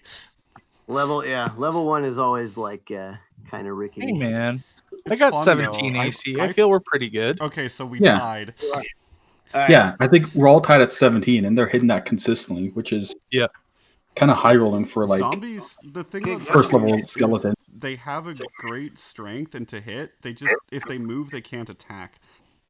Right. Well, yeah, they can do a partial charge. But yes. They can. That's about it. Yeah. So this zombie steps back up at the horse that kicked him in the chest last round, and just punches the horse like right in the nostril and knocks the horse flat on its butt and kills him. Holy shit. Got a critical hit. All right. Oh my goodness. If It I is would have Mark's been turn. alive to see that, I would have walked away. All right, I'm gonna make a full attack on the zombie next to me. You got it. 2 talons. Oh, I'll roll the second to hit. Okay.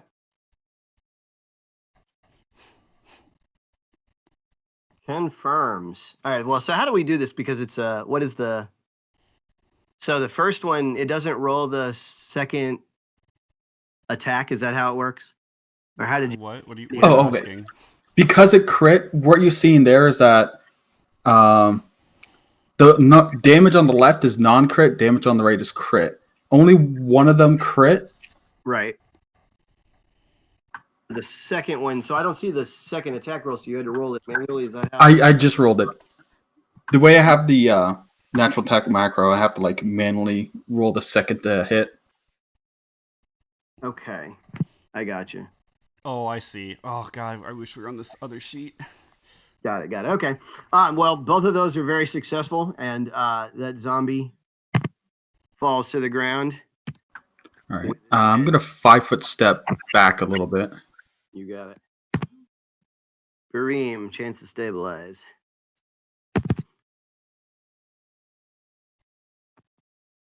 I managed. Succeeds. He is now stable. Sumar. Okay.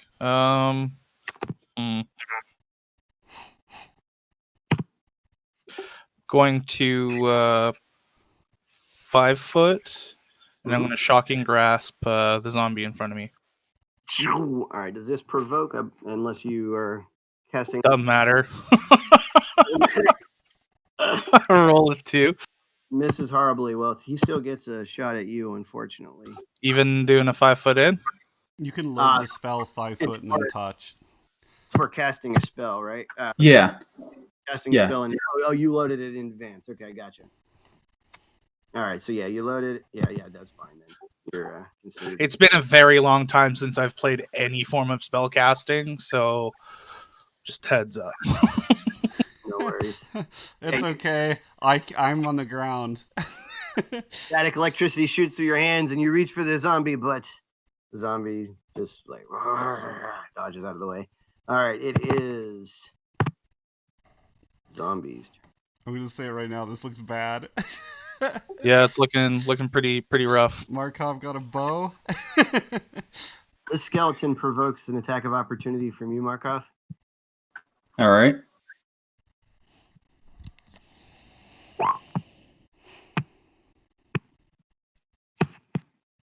Right. Whack! Spear finds its mark, and the skeleton crumples to the ground. Another pile of bones.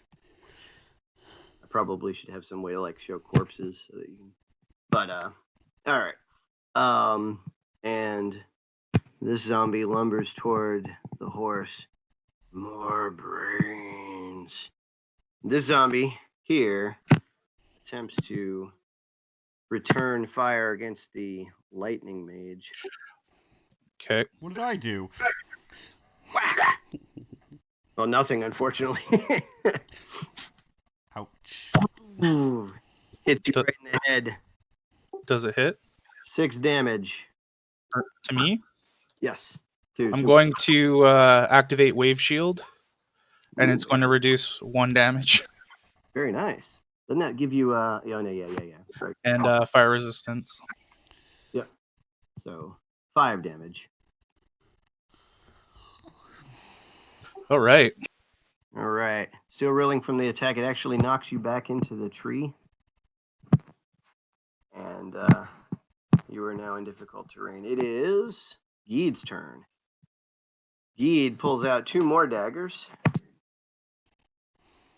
and throws them at the zombie that just hit you. And one of them hits, stuck in the zombie's chest, and will remain there. The other one kind of sails past him and lands in this tree. Okay. Markov. All right. I guess I'll 5-foot step back to this one and make another full talon attack. You got it.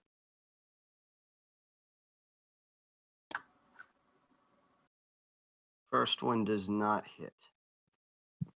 Well, rolled a 13 hit for both of them. Sad. Oh, yes. You roll. So that's what you're doing. You're rolling in advance, and then the second one. I see how it goes. Yeah. That's kind of cool. All right, cool. What in the world? He's bugging out on me.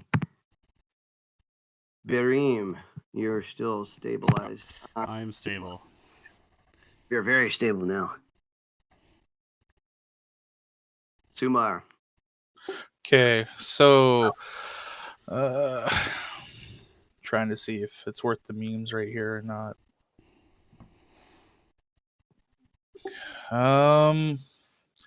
So for argument's sake, given the fact there's a dagger sticking out of his chest now, would that consider as him wearing or wielding metal of any kind?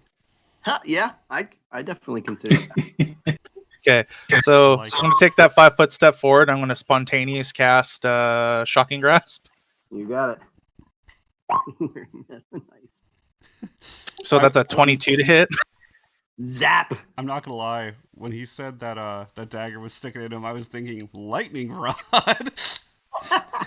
So now, yeah, the lightning finds its mark and kind of like pulls into the dagger and like soars across his body as a choke point, and he kind of like jolts, and then he is paralyzed for a turn, unable to move due to the volts of electricity soaring through its body.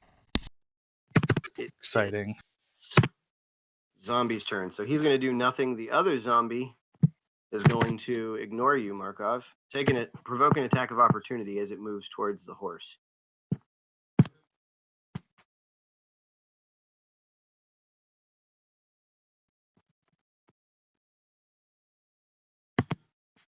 Actually, I think the horse gets an attack of op too.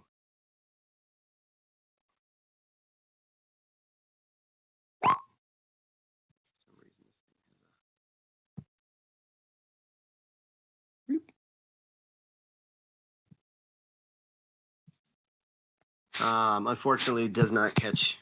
Zombie apparently is too focused on his new prey, and moves past you and gets to the horse and attempts to slam the horse, and rolls another critical hit. Good Oh, grief! The horse falls to the ground as the zombie now gets on its knees and starts eating, feasting on the horse. We just lost half our horsepower. yep. Well, I'm glad to focus on the horses because that crit probably would have killed me. I'm glad they focused on the horses. This is not. I've never seen. I think I've rolled 3 crits and 5 attacks or something. It's insane. Yep. Geed, being out of daggers, hops back up on the wagon. Says, "Well, it's your turn, old man." Fuck this shit, I'm out. And Markov, your turn. Well, at least they're flanking with the horse now, so I'll 5-foot step here. And of course, they roll really low again. The 14 is sufficient. We'll catch the zombie off guard. 8 points of damage. Wham! And that zombie is now prone. Being already on his knees, you knocked him to the ground for the rest of it. However, your talon momentarily gets stuck.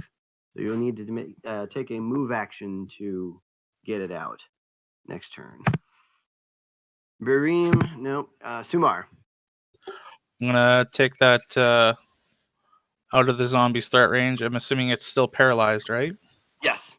Take it up. And then I'm going to make a lightning arc attack against it. You got it. That hits. 6 bolts of electricity jam right through this body. And as he's already paralyzed by electricity and the rest of the light kind of sears off the flesh, he crumples to the ground. Hops like a bloated zit. Yep. All right. This zombie is pinned to the floor currently and attempts to attack you, but will take penalties because your talon has him on the ground.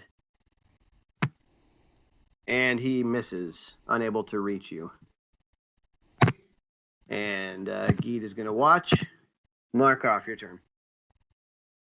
All right. I'll take a move action to free my talon, You got it. and then a standard action to hit with just one of the two. Wham! Unfortunately, it misses. Even being on the ground, looking at the attack coming, it is able to kind of roll out of the way. Sumar. I guess we're just gonna play Tesla coil here, and we're going to lightning arc the one on the ground. You got it. Lol. Oh. Zap. 1 damage. It's good times. Sear a little bit of flesh, but it's still able to walk And then around. I'm going to move over towards Biram here. Okay. And it is zombie's turn. The zombie attempts to get up, provoking attacks of opportunity from everything around it. Those horses are gonna ruin his day. And where is the daggone thing? Here it is. I got to come up with a better way to keep all these things so I can toggle through in case there's multiple things. Combat. Oh my goodness. Not a single horse rolled higher than a 6 out of 4 attacks. Nice. Yeah. Sounds about right. Nice. Well, you already used up all the crits for this session, so. Right. Apparently, yeah. And probably for the next. All right, Markov. All right. Well, let's try another full attack. Hey, I crit. Okay, so what happens here is that I could just roll the... I could do this to get what the crit damage would have been, which is I rolled a 6 for crit damage. Okay, so you don't use the I'm kind of lost still. So you don't use it. We're gonna have to work on this macro a little bit. So the first damage that you do isn't the one that you would add to. If you want me to just like roll the damage dice again to get the crit damage, I think it'd probably be easier just to roll each attack separately instead of have a double. oh, okay. I mean, my plan is at second level, while in mutagen form, I'll also have like a bite and 2 claws, Okay. and then the macro would look like that. At risk of fearing or at risk of beating a dead horse and making a terrible pun, the other sheet lets you automatically roll crit confirmation should you crit and adds the damage to it for multiple attacks at the same time. I'm sure there's probably a way to do that here. I just don't know how. I would just have to split it up in 2 macros. I can do that if you prefer. That's probably better. I mean, if as long as we can come up with a way where I know what is happening on this macro, then it'll be fine. But I just need to come up with a way that it's like the same roll sequence every time, and that way I can know which damages to add to which and which rolls confirm which crits and stuff like that. Yeah, I'll just make it. We'll work on that. We'll figure it out. All right. Okay. In any case, he is clobbered. So, wham! Talons kind of like slice across his body, and boom! He is toast. Very good. Very good. Brave warriors. I am proud to have you. This man needs healing, no? Somebody help him. I have here, give him this. He hands Markov a flat. Actually, you're probably not the best one to hand to since you don't actually have hands. I do. He holds at out. least, He hops down off the wagon and holds out a flask. yeah. The talons are my feet. Oh, okay. That's interesting. Neat. Okay, so he holds out a flask and says, give this to the brave adventurer who sacrificed everything for me. All right. Going to administer this to. If that's how he wants There. to interpret the situation. I'll curry some favor. He's great. He's giving you credit.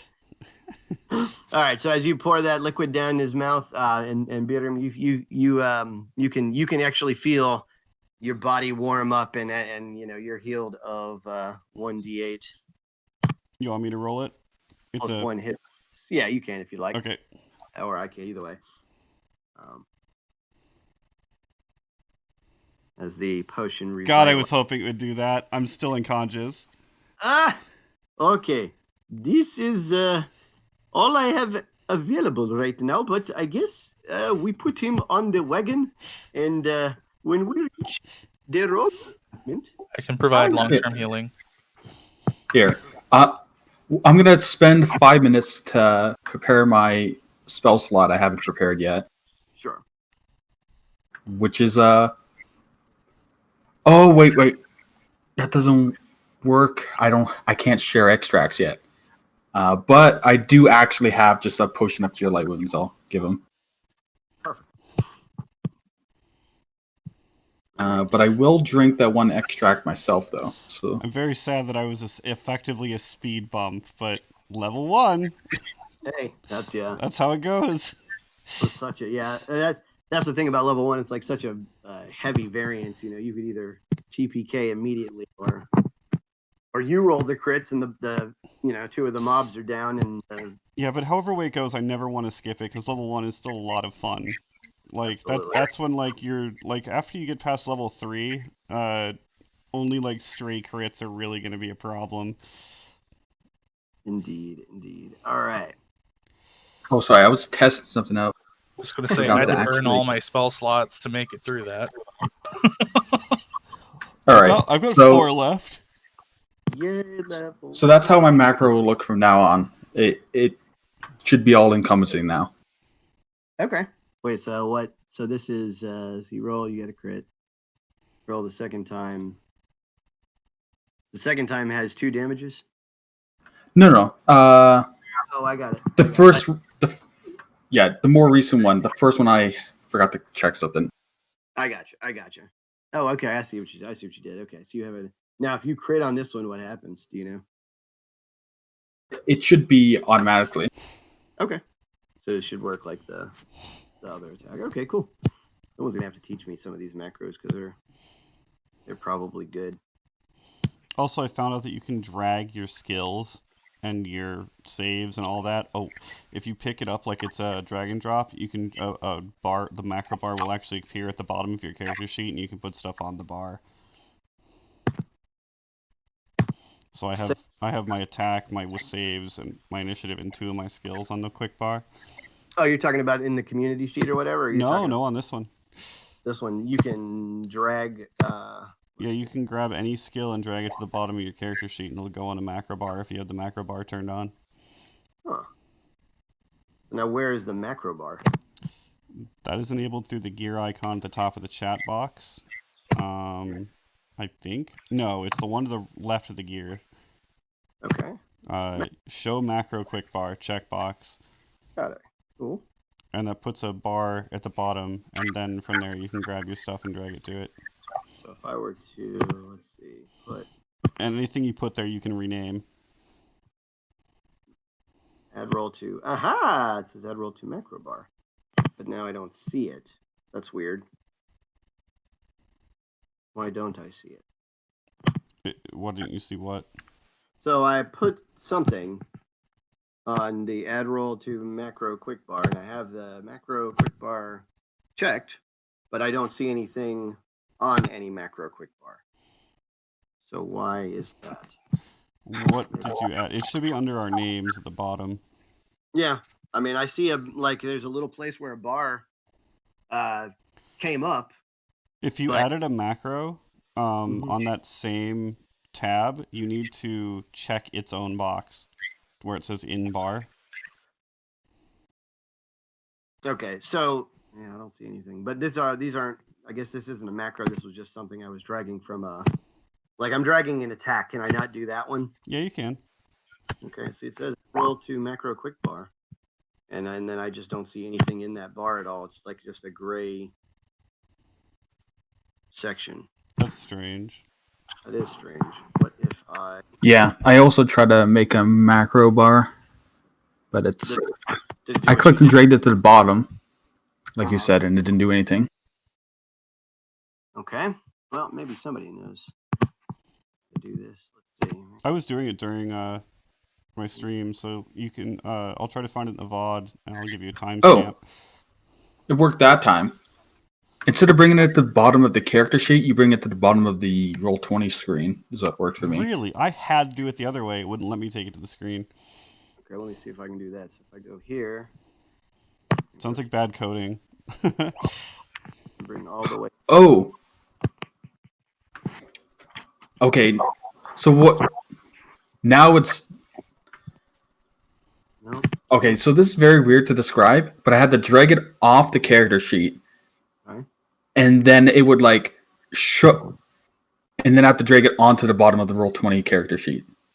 Yeah, I can't get mine off the character sheet. Like when I try to move mine, it's like using the character sheet as the limit. Yes, it's like it's in a box, like Right. you're rolling a marble inside of a puzzle box. Something worked that time. I don't know why it worked that time. So maybe it's just bad coding, and it's just kind of sometimes works, sometimes doesn't. Can you rename? Oh, I see. Yes, you can, and you can color them if you want. So you can go. If you get into it, you can actually make a macro that calls all of our perceptions and rolls them without us seeing them. Oh wow. Okay. Yeah. So this is going to save a whole ton of time in attacks. So like, I don't actually have to pull everything and hit. Wow. Okay. Yeah, that'll be good to know. All right. Yeah, that's going to save a ton of time in combat. Make it a lot easier. Because right now I was like toggling between NPC character sheets, like pulling up the skeleton sheet, going onto the character sheet, moving all the way down to attack and hitting it, then going back to the zombie sheet, you know. That is crazy. Great. That'll be a huge boon. All right, so congratulations. You have won your first encounter. Technically. Yeah, I mean, it counts. Yeah. Yep. Give yourselves credit, you know? How do you You know, like almost TPK. We lost 2 horses. Yeah, it's good stuff. Total horse kill. Yeah. All right, how do you delete the macros? Is that how we're going to track our progress moving forward? Is total horse kill? Oh, Yes. you can just drop Yeah, you grab the gray tab that comes up when you hover over them and you drag it away from the bar. So cool. I'm learning so much today. Thank you guys. Awesome. Yeah. Beautiful. Okay, so you guys load back on the wagon. The injured companions are healed over the next couple of days. And Well, I'll providing long-term healing because that's what I can do. and it is So I recover 2 hit points overnight and I'm back to 0. Oh, I gave you another Cure Light Wounds potion. Oh, you need to feed it to me. Yeah. I could definitely say I do that. So you cure another 1d8 plus 1. Well, I'm if it's, conscious. I was going to say, given each one of these ticks is apparently 20 miles, this is a hell of a trip to. No, Hell it of says a that trip. by foot. We're on horse. Yeah, you're on Yeah, horse. which is 4 times the speed, which is still Although- gonna. because you're traveling by caravan and the horses have to pull things, and now they have to pull them much slower because you don't have the same horsepower. You're probably traveling about the same speed as you would on foot. But you were traveling probably about twice as fast before this encounter. I was also going to say, without running into any other encounters, even the following day, I could magically heal you to full, which would be fine. Yeah. Yeah. So this would be fine. And over the next day or two, you heal back to full, and then this is where I'm going to stop session 0, because this is where I meet up with Jepson, and I'm going to figure out how to best introduce him over the next week. Just throwing a pack of gnolls, man. Yeah. You know, we struggled against zombies, half a dozen gnolls. Fuck yeah, let's do it. So, I mean, out of character, what I was thinking was maybe have an encounter with you against the gnolls, and then have a common enemy that you guys have to fight against to kind of garner you in. Was it the fucking Kazarim or whatever? Bunch of goat folk come down from the mountains. That would be very bad. You're in the bad neighborhood, bud. Oh. I mean, the common enemy could be even as simple as like more undead. Sure, yeah, that's what I was assuming, or something like that. So what do you guys think so far? I think it was fine. Yeah, I'm stoked. I got to obviously I we're have a lot getting to work kinks worked out. on. Yeah, It was productive. this will help me a lot in the next encounter. I'll be ready for a lot of stuff. That macros thing will be huge. And then as far as does anybody have any questions as far as like combat and how things ran? You saw kind of how I improvise a little bit with some of the attacks and stuff like that. Does that seem clunky, or does that seem all right for you guys? I think you could make for some fun dynamics, especially when you like overcommit or anything else too. Right. Or just, you know, when you're dealing with like those massive criticals or whatever. Yeah. To add that effect. Beautiful. Yeah, Awesome. I don't really have a problem with getting a free combat maneuver on if they crit us or something. Yeah. You know. Yeah. Like as long as it all flows well, like I have no problem with the dynamics of things. I used to run like what is it? A critical miss chart. Yeah. And stuff like that. So I've it's got just one. like, you know, instead of like attacking your allies, you drop your weapon or you swing too high or whatever. Play with the modifiers and shit like that from back in the day, because 3.5 was ruthless with critting yourself. Yeah, that was pretty crazy, and and critting others for that matter, and all the and you know, throwing like it's much better to be like, cool, yeah, you've been killing so many dudes, the hilt of your sword's got too bloody, and you swung wide, Slips and out of your hand. suddenly your bastard sword flies into the wall next to you, right? Like, nice. As far as the among the things that you guys are able to pick up from these undead are 2 suits of leather armor that are in kind of sort of okay condition. You know, you could probably repair it without too much trouble if you had any leather working skill. And one of them had a scimitar, a broken scimitar on it that he wasn't using. So I don't know if you guys want to add that to your party treasure, but it's there. I mean, we could throw it in a wagon. I was going to say, I'm pretty sure I've got lots of space with my my cart. Good stuff. Good stuff. Awesome. Well, thanks for helping me out with getting some of these kinks taken care of. I'm going to fix all of the the displays for all of the tokens and make sure that those look much better and are much more easy to work with next time, and that only what should be displayed, and then fix some of my macros, and that'll help probably 1,000-fold. I'm gonna play around with this sheet a little bit more now that I know how to use it, and see if I can't get it to do what the other sheet does before I drag you over and show you. Okay, perfect. I might be able to finagle this. One thing I was going to ask you guys is, has anybody here worked with like dynamic lighting or anything like that before? I've used it when I was using my friend was a DM, and he brought me in and gave me the DM role, and then I was allowed to make everything and use it. Okay. I think I have to buy it. Yeah. I'm not sure if it's worth it, but I'm kind of curious to know what else comes with that package, so I'm going to research that. Yeah. It would probably be particular. I don't remember offhand what all comes with it. I just remember that dynamic lighting was the main draw. Because what it used to be years ago was whatever the newest feature was what the pay people got. And then when a new feature came out, that moved down to everybody else. And then they got their new feature. But when dynamic lighting came out, that was such a big deal, and they just kept that one in the pay tier. I can see why, just in the sense of the amount of effort and detail that goes into that, just in the sense of like seeing how it plays out when I play with the Sandpoint and seeing that from a player. I can see why it's kind of behind the air quotes paywall, just because it looks like something that they have to keep on updating or maintaining and all this other stuff, so it doesn't. Yeah. Now, how does it? Does anybody know how, like, mechanically how to operate it? Because I know, I guess you set walls with lines. Like yeah, I've used it. You basically use the draw tool, and whatever. If you put players on one side of that wall that you've drawn, they can't see through it. That's kind of cool. Or and it casts shadows. Like so if there's like a pillar and they'd be able to see around it, it draws a line all the way to the opposite edge of the screen from what they're standing on. That widens as it gets away from them. It actually casts a shadow. Yeah, that's badass. I think I'm gonna have to get that. That's just too cool.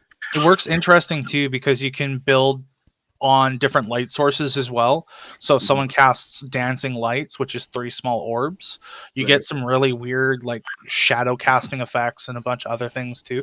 Personally, like when and if I get to doing the DMing stuff on this site, it's going to be something I'm going to have to dump into too, because there's just too much to not want to play with.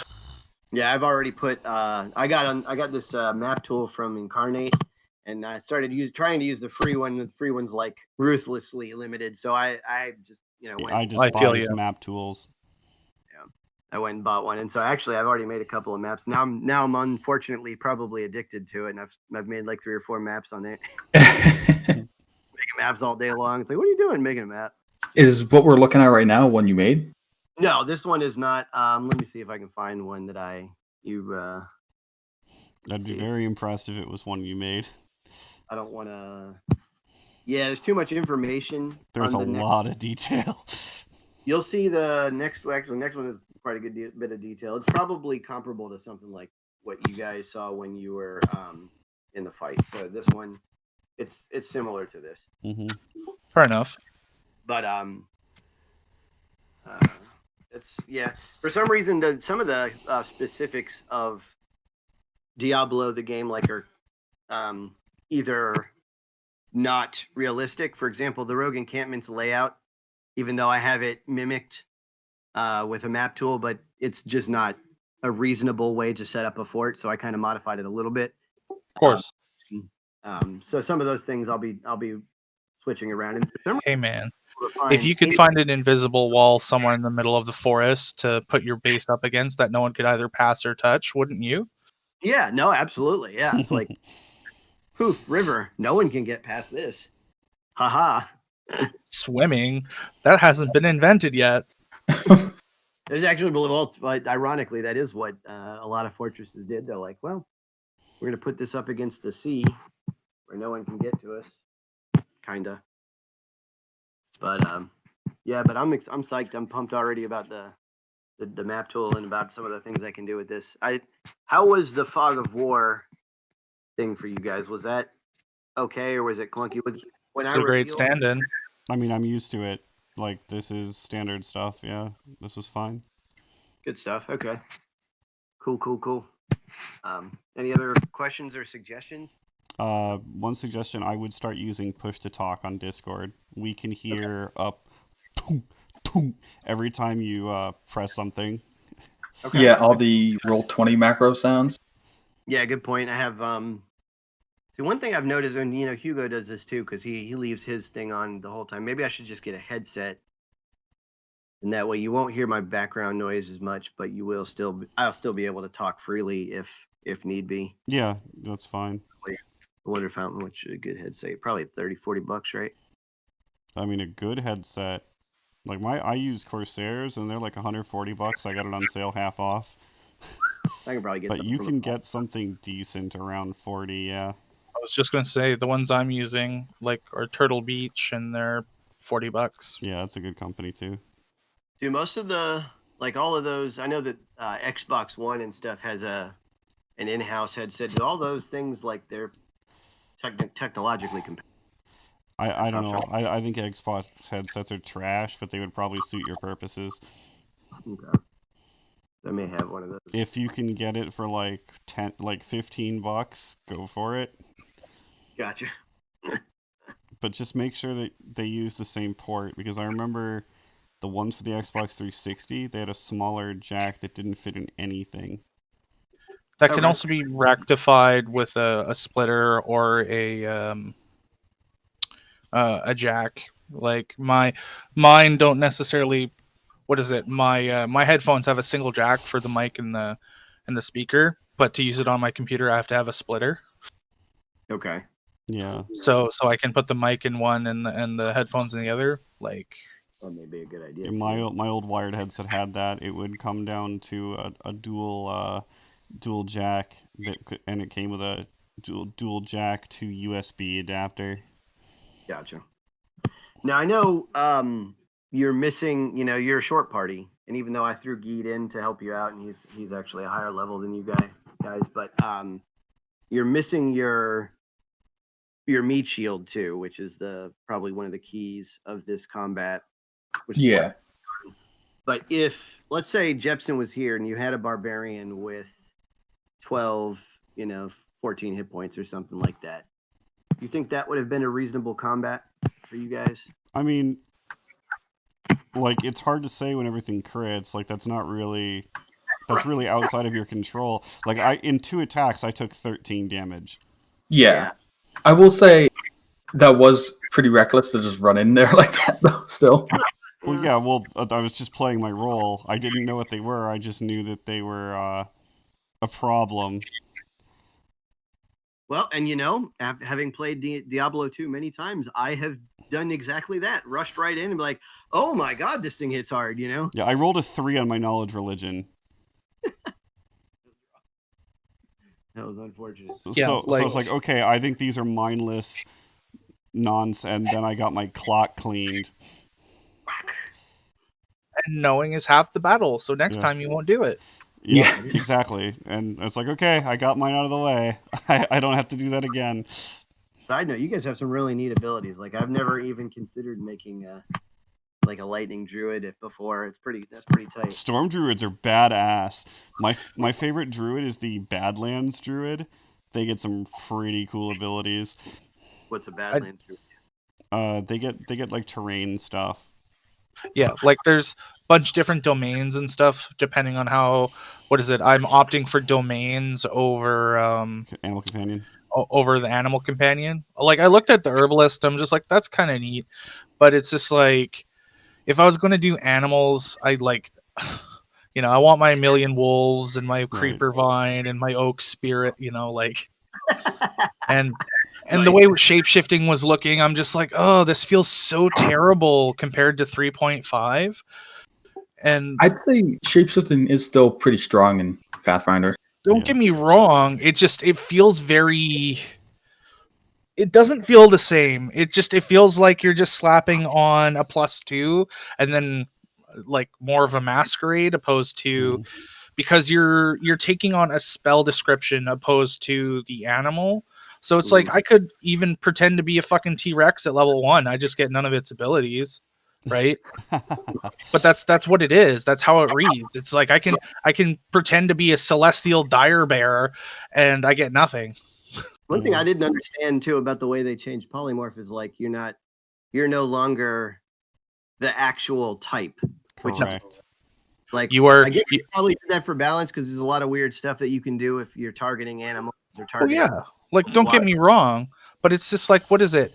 You're more taking on a persona now than you are an animal. I think I may change that because typically I use wild shape for means of access to things. Right. Like I was like, I need to get here. I turn into a bird. I need to get through here. I turn into a shark. Right. But like at the same time, I was planning on doing the werebear. Like thematically, I wanted to be I have no dex, I have strength, so I'm just going to sit there, swing as much as I can, and when I hit somebody, they fucking die. Because my plan when I dashed in there was. It's like, all right, so he's going to let me go into defense, so I can get my AC up to a 17, so I'll just sit here and turtle for a little bit while they pick at him, because it was 5 on 3, and I thought it was going to go bad really quick, and then pump, down I go. I was like, well, these things happen. Honestly, not that I'm, a for leading authority on low-level encounters, but I feel like the zombie is actually not a CR 1/2 like it says it is. It gets pretty heavy. It hits hard. Like it's slammed. Yeah, it's the whole like it being staggered every round. Yeah, people are supposed to like pick them off at ranged. Yeah, well, that was the other thing I noticed about this group too. And then I don't know if it gets any better when Jepsen gets in. Is like what I was anticipating was you guys to pull out bows and shoot him for two rounds or 3. My ranged attack at this level is the jolt spell, the cantrip. Yeah. I'll be honest, I should have bought a bow. I just straight up didn't. I got like one short spear I can throw. Yeah, you guys should probably all at least own crossbows or something. If you do. Yeah, I have a 12 dex. I have a built-in ranged attack of 30 feet, right, with lightning arc. I just got to get close enough, and then I can sit there and throw lightning all day, like all day. My plan was for these guys to like rush up slowly because they're zombies, and then eat the horses while you shoot them. And then it was like everybody ran right up into them. I'm like, why are all these mages are running right into the zombies? I'm like, well, this is kind of weird. Well, the thing is, they started so far away. Yeah. Like, it was either do nothing for this turn or engage them. And when unfortunately, I only get, because of my archetypes, I only get 1 first level spell. Gotcha. Yeah. And because I needed to build strength, it's like, I guess I'll take Shock Shield. I like Shock Shield. So, like, my only ranged ability is Jolt. For 1d3. That's what I got. And I could have done that, and I probably could have been untouchable. And then I saw the skeleton. I'm like, well, he can move. Skeleton's not bad. Yeah. Yeah. Like, what is it? Wave Shield gets better with levels. Like, I'm excited to play with it because just suddenly throwing damage reduction on immediately is a fantastic feeling. Oh yeah. I don't get a ranged domain spell till 3rd. So Okay. basically my ranged is Arc Lightning for wherever, and it's like Shocking Grasp, which I also cast at higher casting levels because of my innate trait. I guess I'll Those are ask, good spells. can I buy a crossbow and bolts off Warv? Of course. I thought all of you had an opportunity to see my wondrous wares, but Yeah, you told This us you is- had carpets. fortunately shooting them with silk will not work.